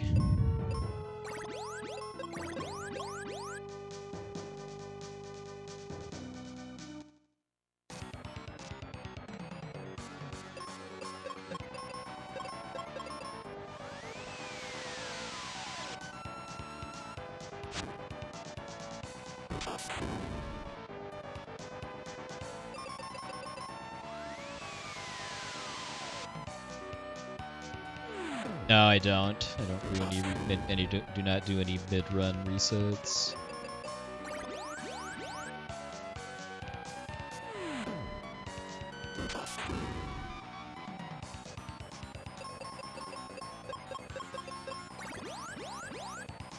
It's something I've thought about, although I just haven't been motivated to actually test if resetting at some point to get Kaylee 2's resistances would actually cause problems later on, because like resetting before Gidrah would give you stone resistance for the Gidrah fight and then Pazuzu's tower.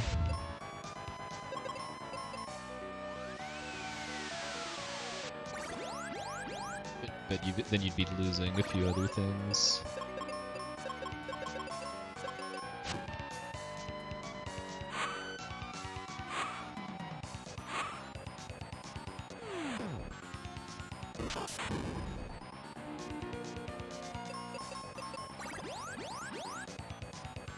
Right now she has Phoebe 2's resistances.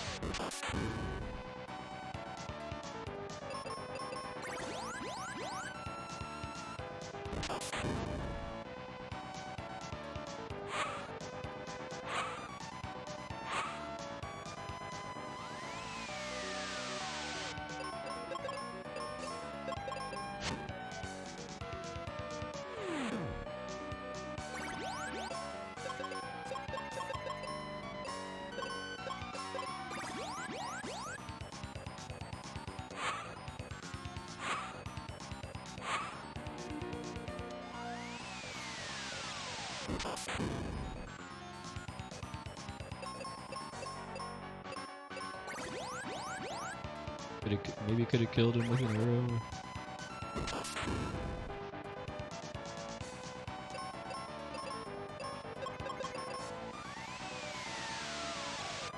That's because the resistances are based on the last time you loaded a file, even if that was prior to starting a new game. Gold. I've got 5 minutes to save Doom Castle, by the way.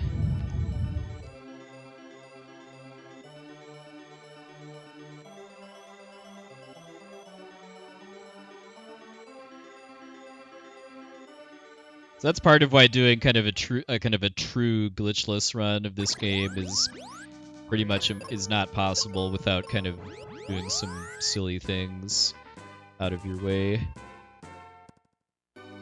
You'd have to reset the game every time your partner changed in order to not have the resistance glitch affect you. That's correct. I think if you were playing the game and you had no SRAM whatsoever, then your partner would have no resistances at all.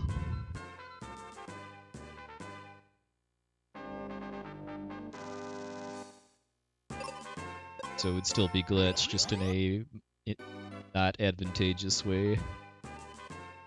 Because it's kind of just simple. I mean, the game only assigns, I think it's just effects of equipment to your partner when you load the game.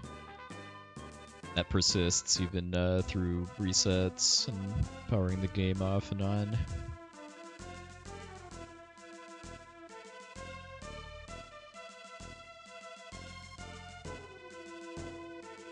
If you load a save with no partner, I want to say it's like the previous partner you had before that.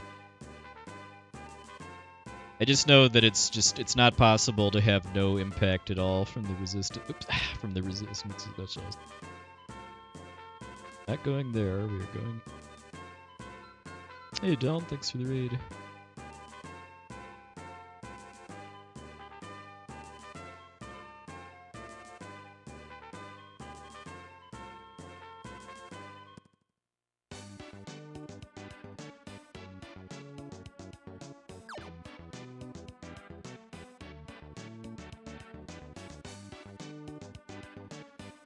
Thanks, Curly Chick.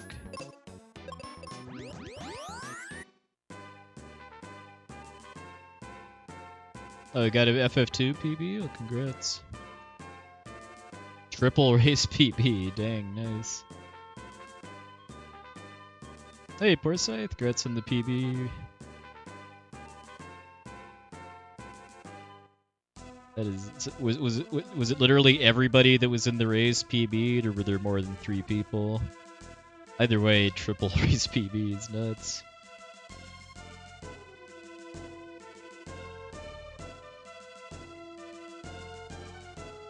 To everybody involved.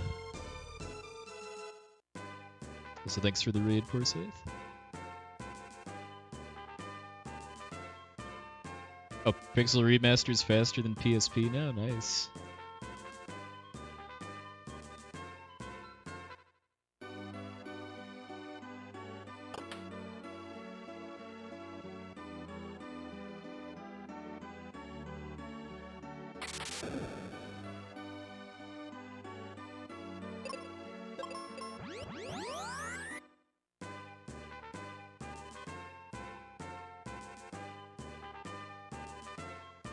Hey, Scratch Dragon.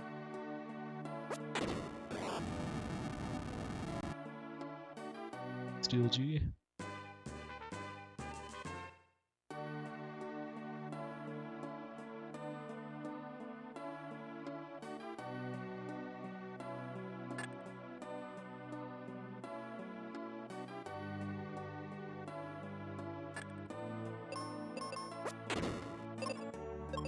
Pazuzu was floor 6. I've got 5 minutes to save on my zoo segment, so definitely in there.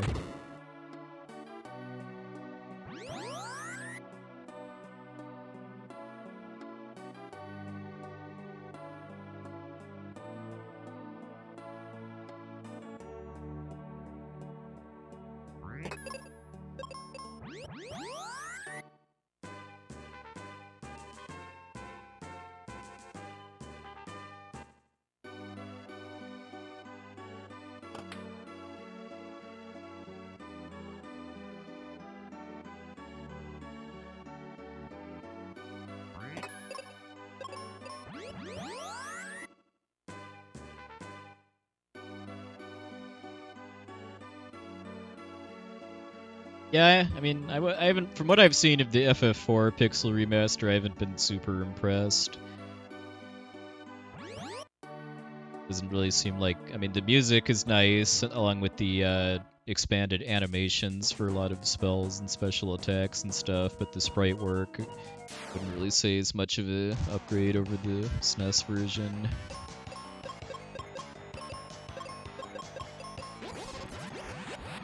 And it looks kind of comically easy too, because I've heard that they halved the amount of experience you need for each level up in FF4 Pixel Remaster.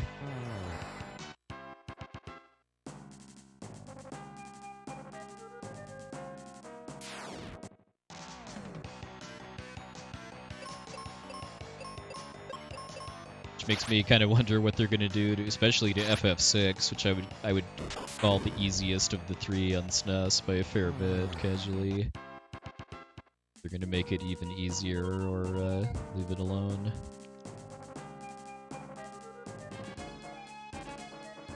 Oh yeah, I mean, my nostalgia for the original soundtracks for the SNES Final Fantasies is kind of too strong to overcome, I think. But I have enjoyed listening to the remake soundtracks for what they are.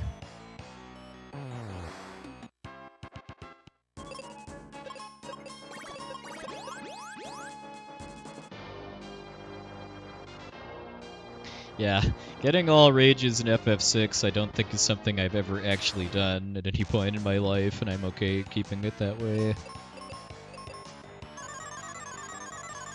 I mean, it would be a different thing if getting rages and using Gao was actually like really fun and useful, but it's not, or at least I don't find it fun or interesting.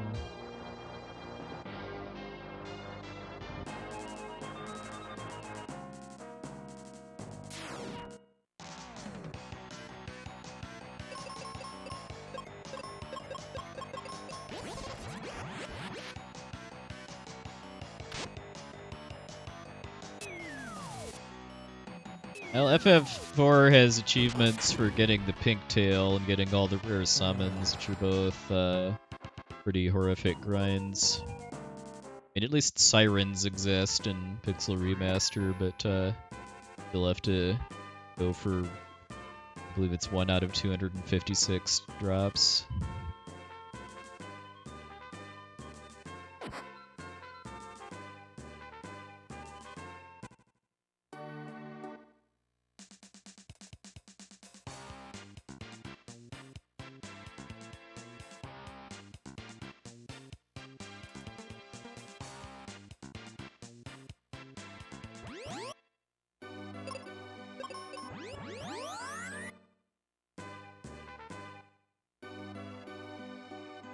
FF5 I would say is the hardest of the three casually, mostly because of the final boss.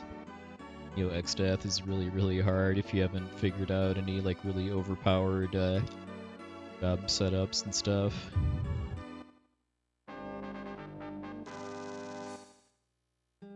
That's one thing I definitely liked about the 3D remake of FF4 on the PC and DS, that they actually, because of the augment system, you can actually make rare drops less painful to go for.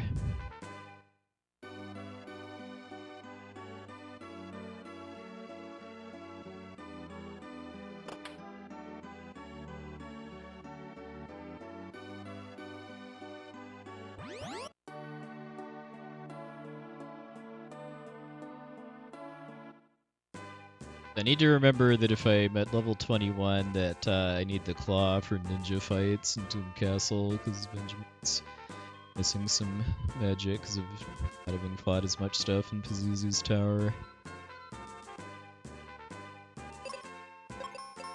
Fight music incoming.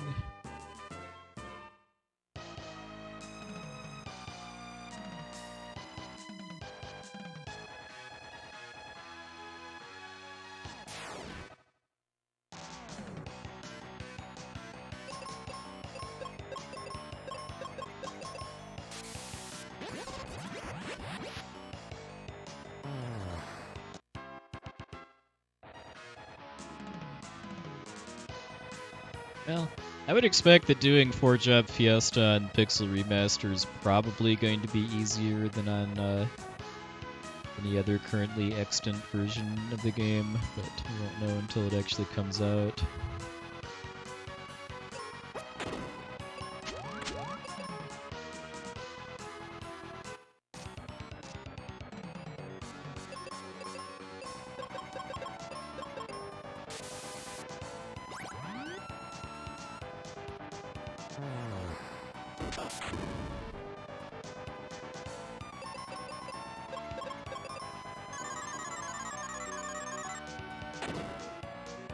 Wow!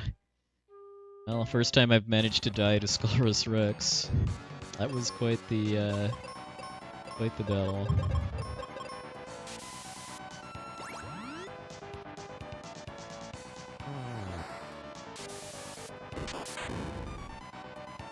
I'm still gonna save time. Oops. Maybe grab the claw. Well, still gonna save time, but like 10 seconds to the claw. Now it doesn't matter anymore that I'm level 22. Because I believe the ninjas have 2 HP left after a flare from Benjamin at level 21 if he doesn't have the claw on.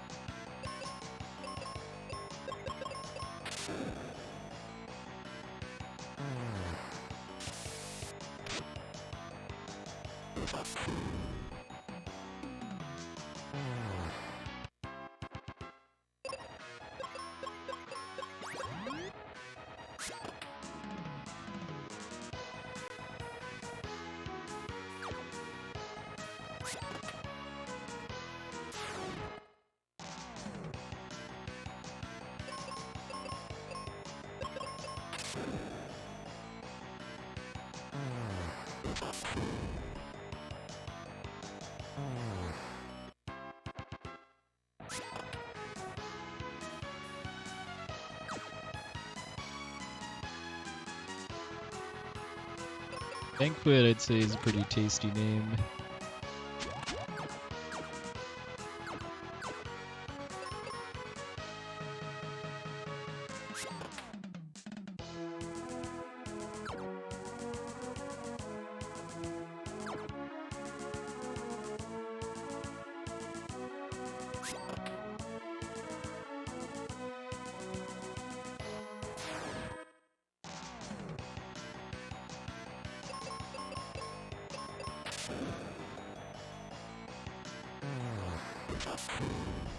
Yeah, and I mean, it was even more so for us, too, with it being going from FF1 on the NES to FF4 on the SNES.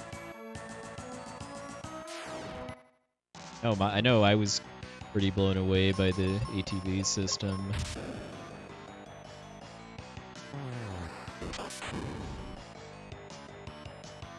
Hey, BT Wiggly, welcome back.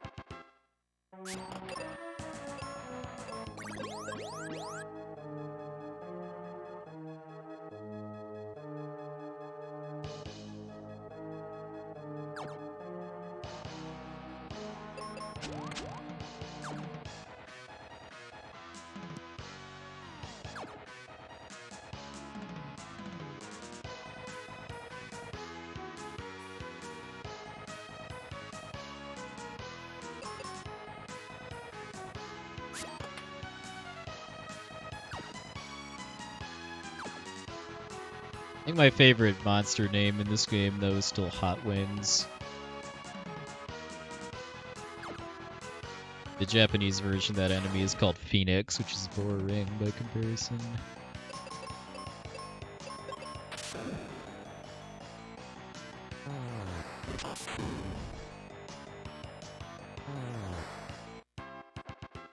Oh yeah. Well, if they still have Wyvern, like if they base the script for the FF5 Pixel Remaster on the PlayStation version, that would be quite special.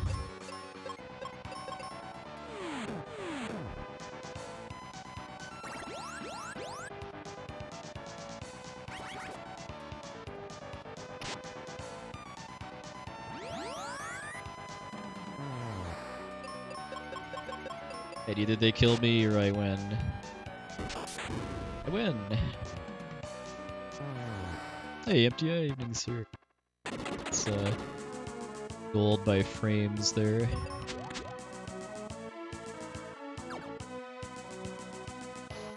I was expecting bad stuff to happen after that Skullrus Rex fight, too.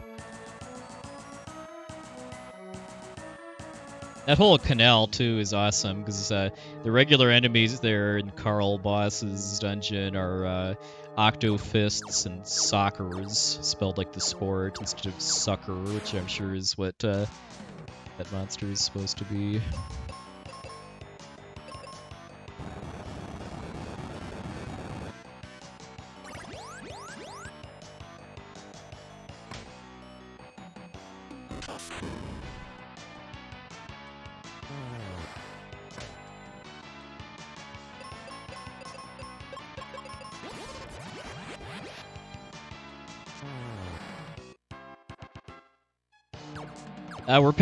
There's only a small number of bosses that are susceptible to being one-shot via spells, and we're past all of them now.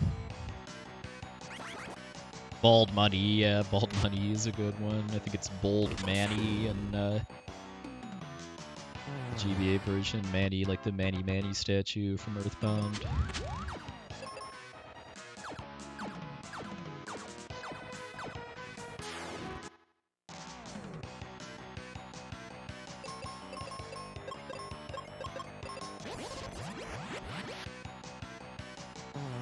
Yeah, you can exit Skullrus Rex too, but the fight it'd be slower that way, and you'd have to take a second turn in order to kill the ninjas. Versus lifing him and then Benjamin killing the ninjas.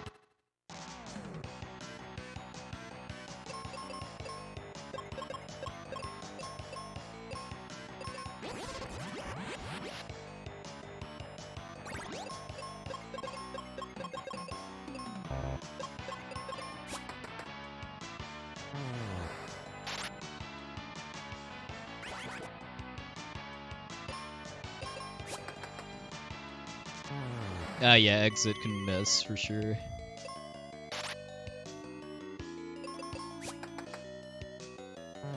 That time loss because of paying attention.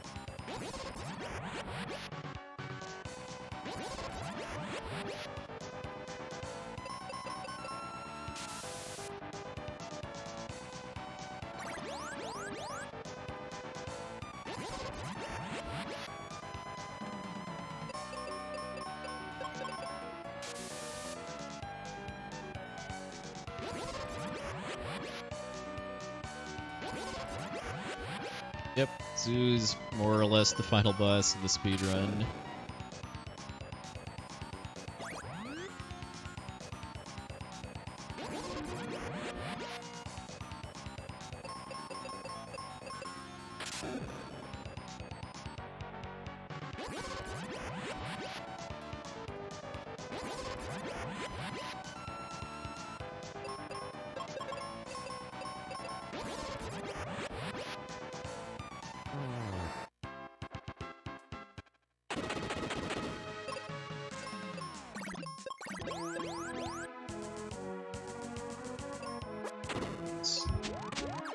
To bomb the post for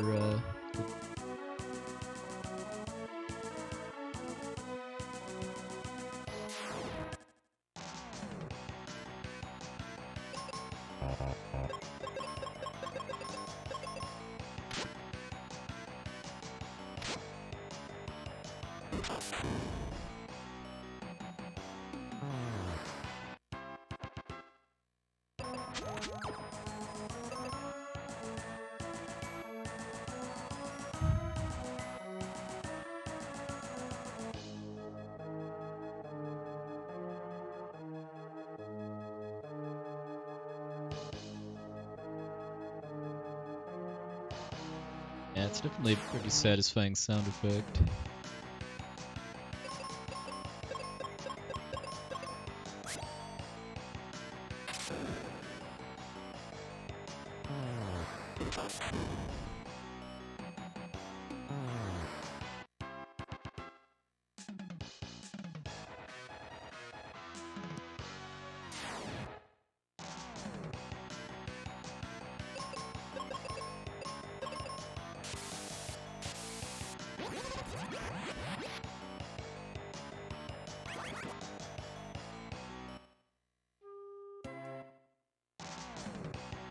This is where you pay for skipping the Aegis Shield. Petrified is quite bad here.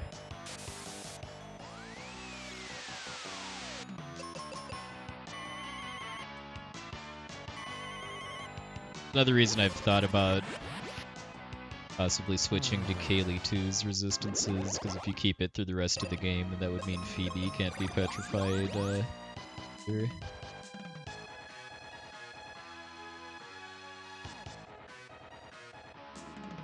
But you'd be giving up some other stuff in return for that too, which I kind of suspect is probably not worth it.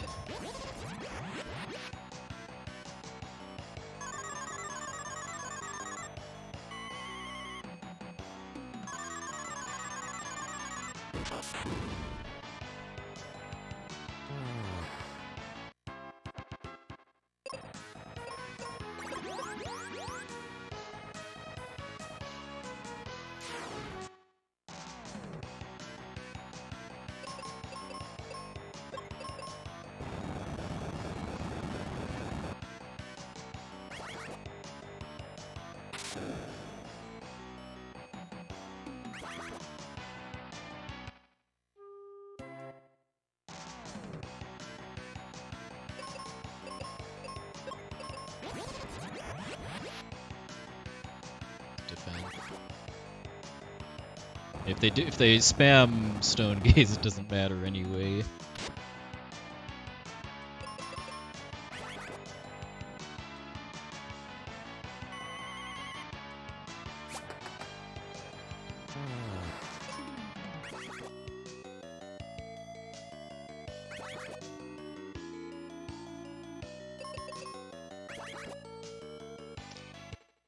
Played with me for so long too. Yeah, Cerberus is my second favorite damaged enemy sprite in the game after Medusa or Baldusa.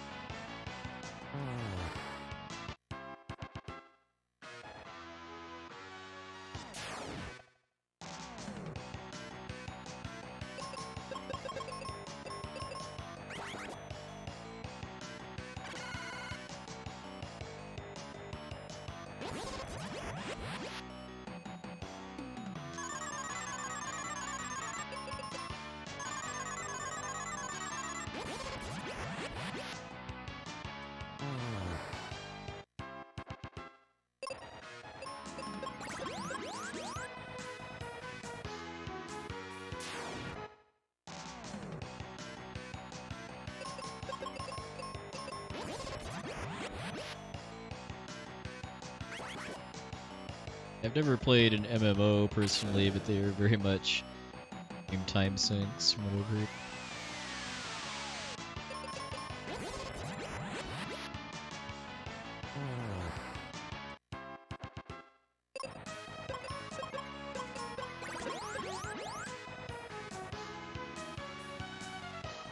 Of course, Cerberus here that gets sidestepped.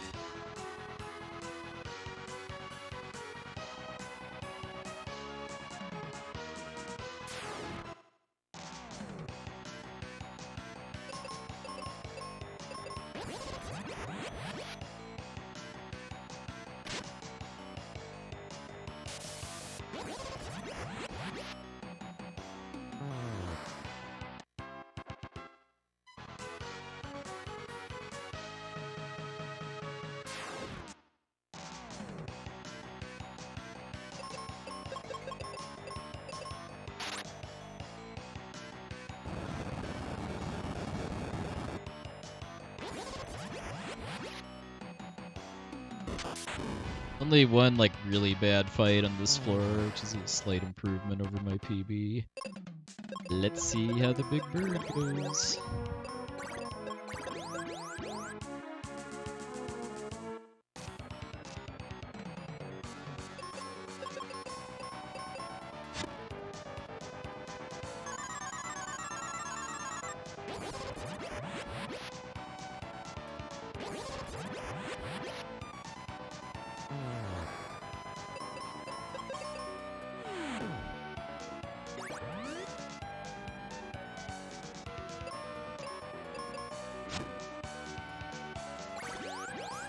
No, you can't exit Zoop as I would.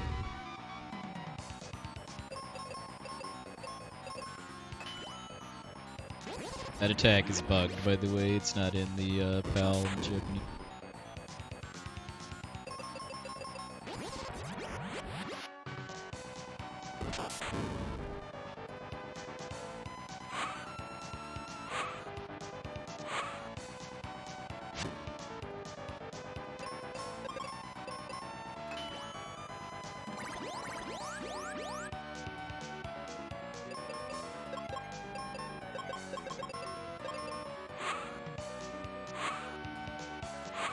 Very lucky, by the way, that Zoo outsped Phoebe and then didn't kill her.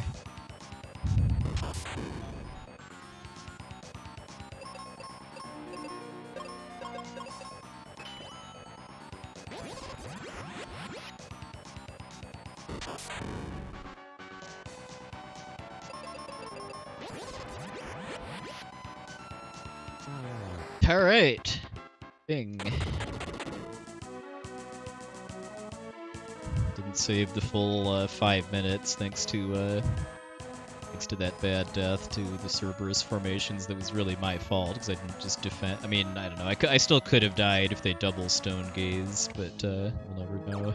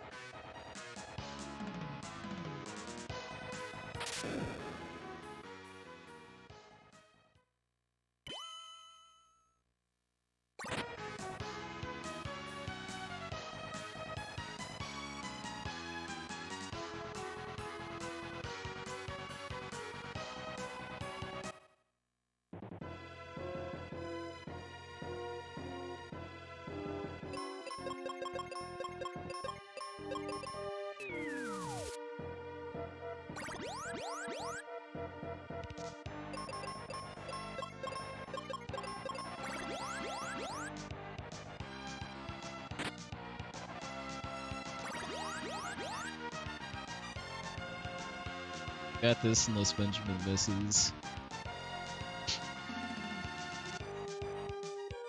So,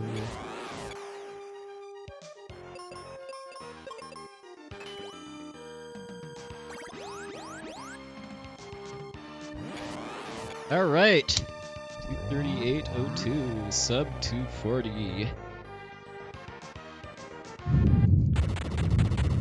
Heck yeah.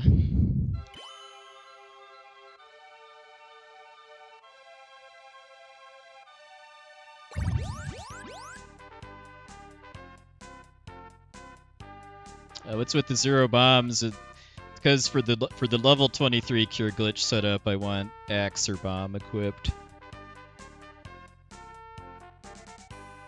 Assuming we don't want the claw because that would mess up with his magic stat in a bad way, and we don't want the sword because we want to minimize the odds of him potentially outspeeding Phoebe, which would also mess up the setup.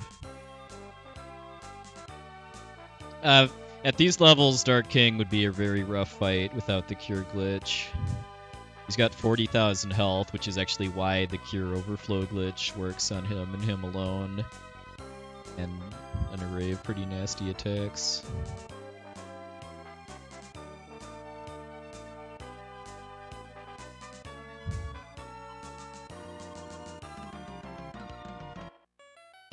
But the short version is that the HP variable limit is 65, 5, 35, or 2 bytes, and the cure spell is based off percentages of the target's max HP. You can heal him for over 65, 5, 35 of healing, and then that overflows and becomes damage.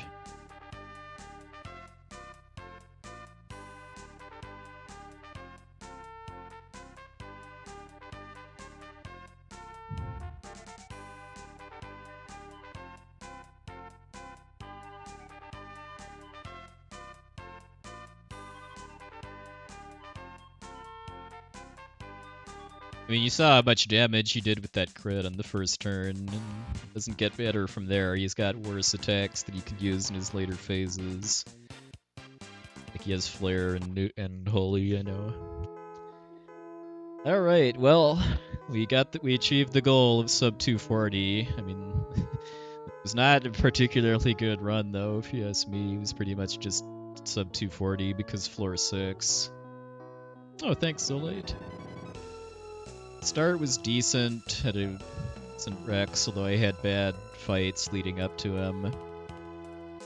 Had a lot of 3-packs that I had to run away from. Oh yeah, I had a bad Centaur fight in Squidite's Cave. Lost a bunch of time to that. Got a gold gold ice pyramid, mostly just thanks to just very good luck on the formations I got there, and then Mr. Golem himself was fairly cooperative. Had a really good exit battlefield, only had, I think, 2 Sphinxes show up. I had a bad death on Medusa. Every PB I've gotten seems to have a worse Medusa segment than the one before that. I mean, I know a 52, I think, would be an actual good Medusa split time. Sure why I lost time on dual head Hydra. I'm sure, I mean, it's a long segment and it's only 25 seconds, so it's just some things that went worse than other. Alright, good night, MTI. Not really sure what to say about Gidrah segment. I know I almost left without Kaylee again, but that wasn't that costly. I had a death on Gidrah, and I didn't get very many 2-worm fights on the all worms floor. Pretty solid Mount Gale. Yeah, I got a gold Pazuzu thanks to floor 6, plus none of the fights going stupendously bad. Had a really good max ship. I think I did not have to run from any of the fights to reroll them. But then I had a death on Skullrus Rex because I killed Skullrus Rex, and then one of the ninjas duplicated so that they survived the flare, and then they killed me before I could kill them, which is pretty silly. I bungled my seed management on Twin Ed Wyvern's floor, and then the fight itself was kind of trolly with status conditions. Had kind of a bad death on Zoo's floor that was mostly my fault, but then I first tried Zoo, and no real shenanigans on Dark King. But yeah, I mean, I feel like I probably made at least a minute's worth of mistakes, or probably closer to 2, actually, if you count the Cerberus death on Zoo's floor as an actual mistake instead of bad luck, even though bad luck contributed to the death, too.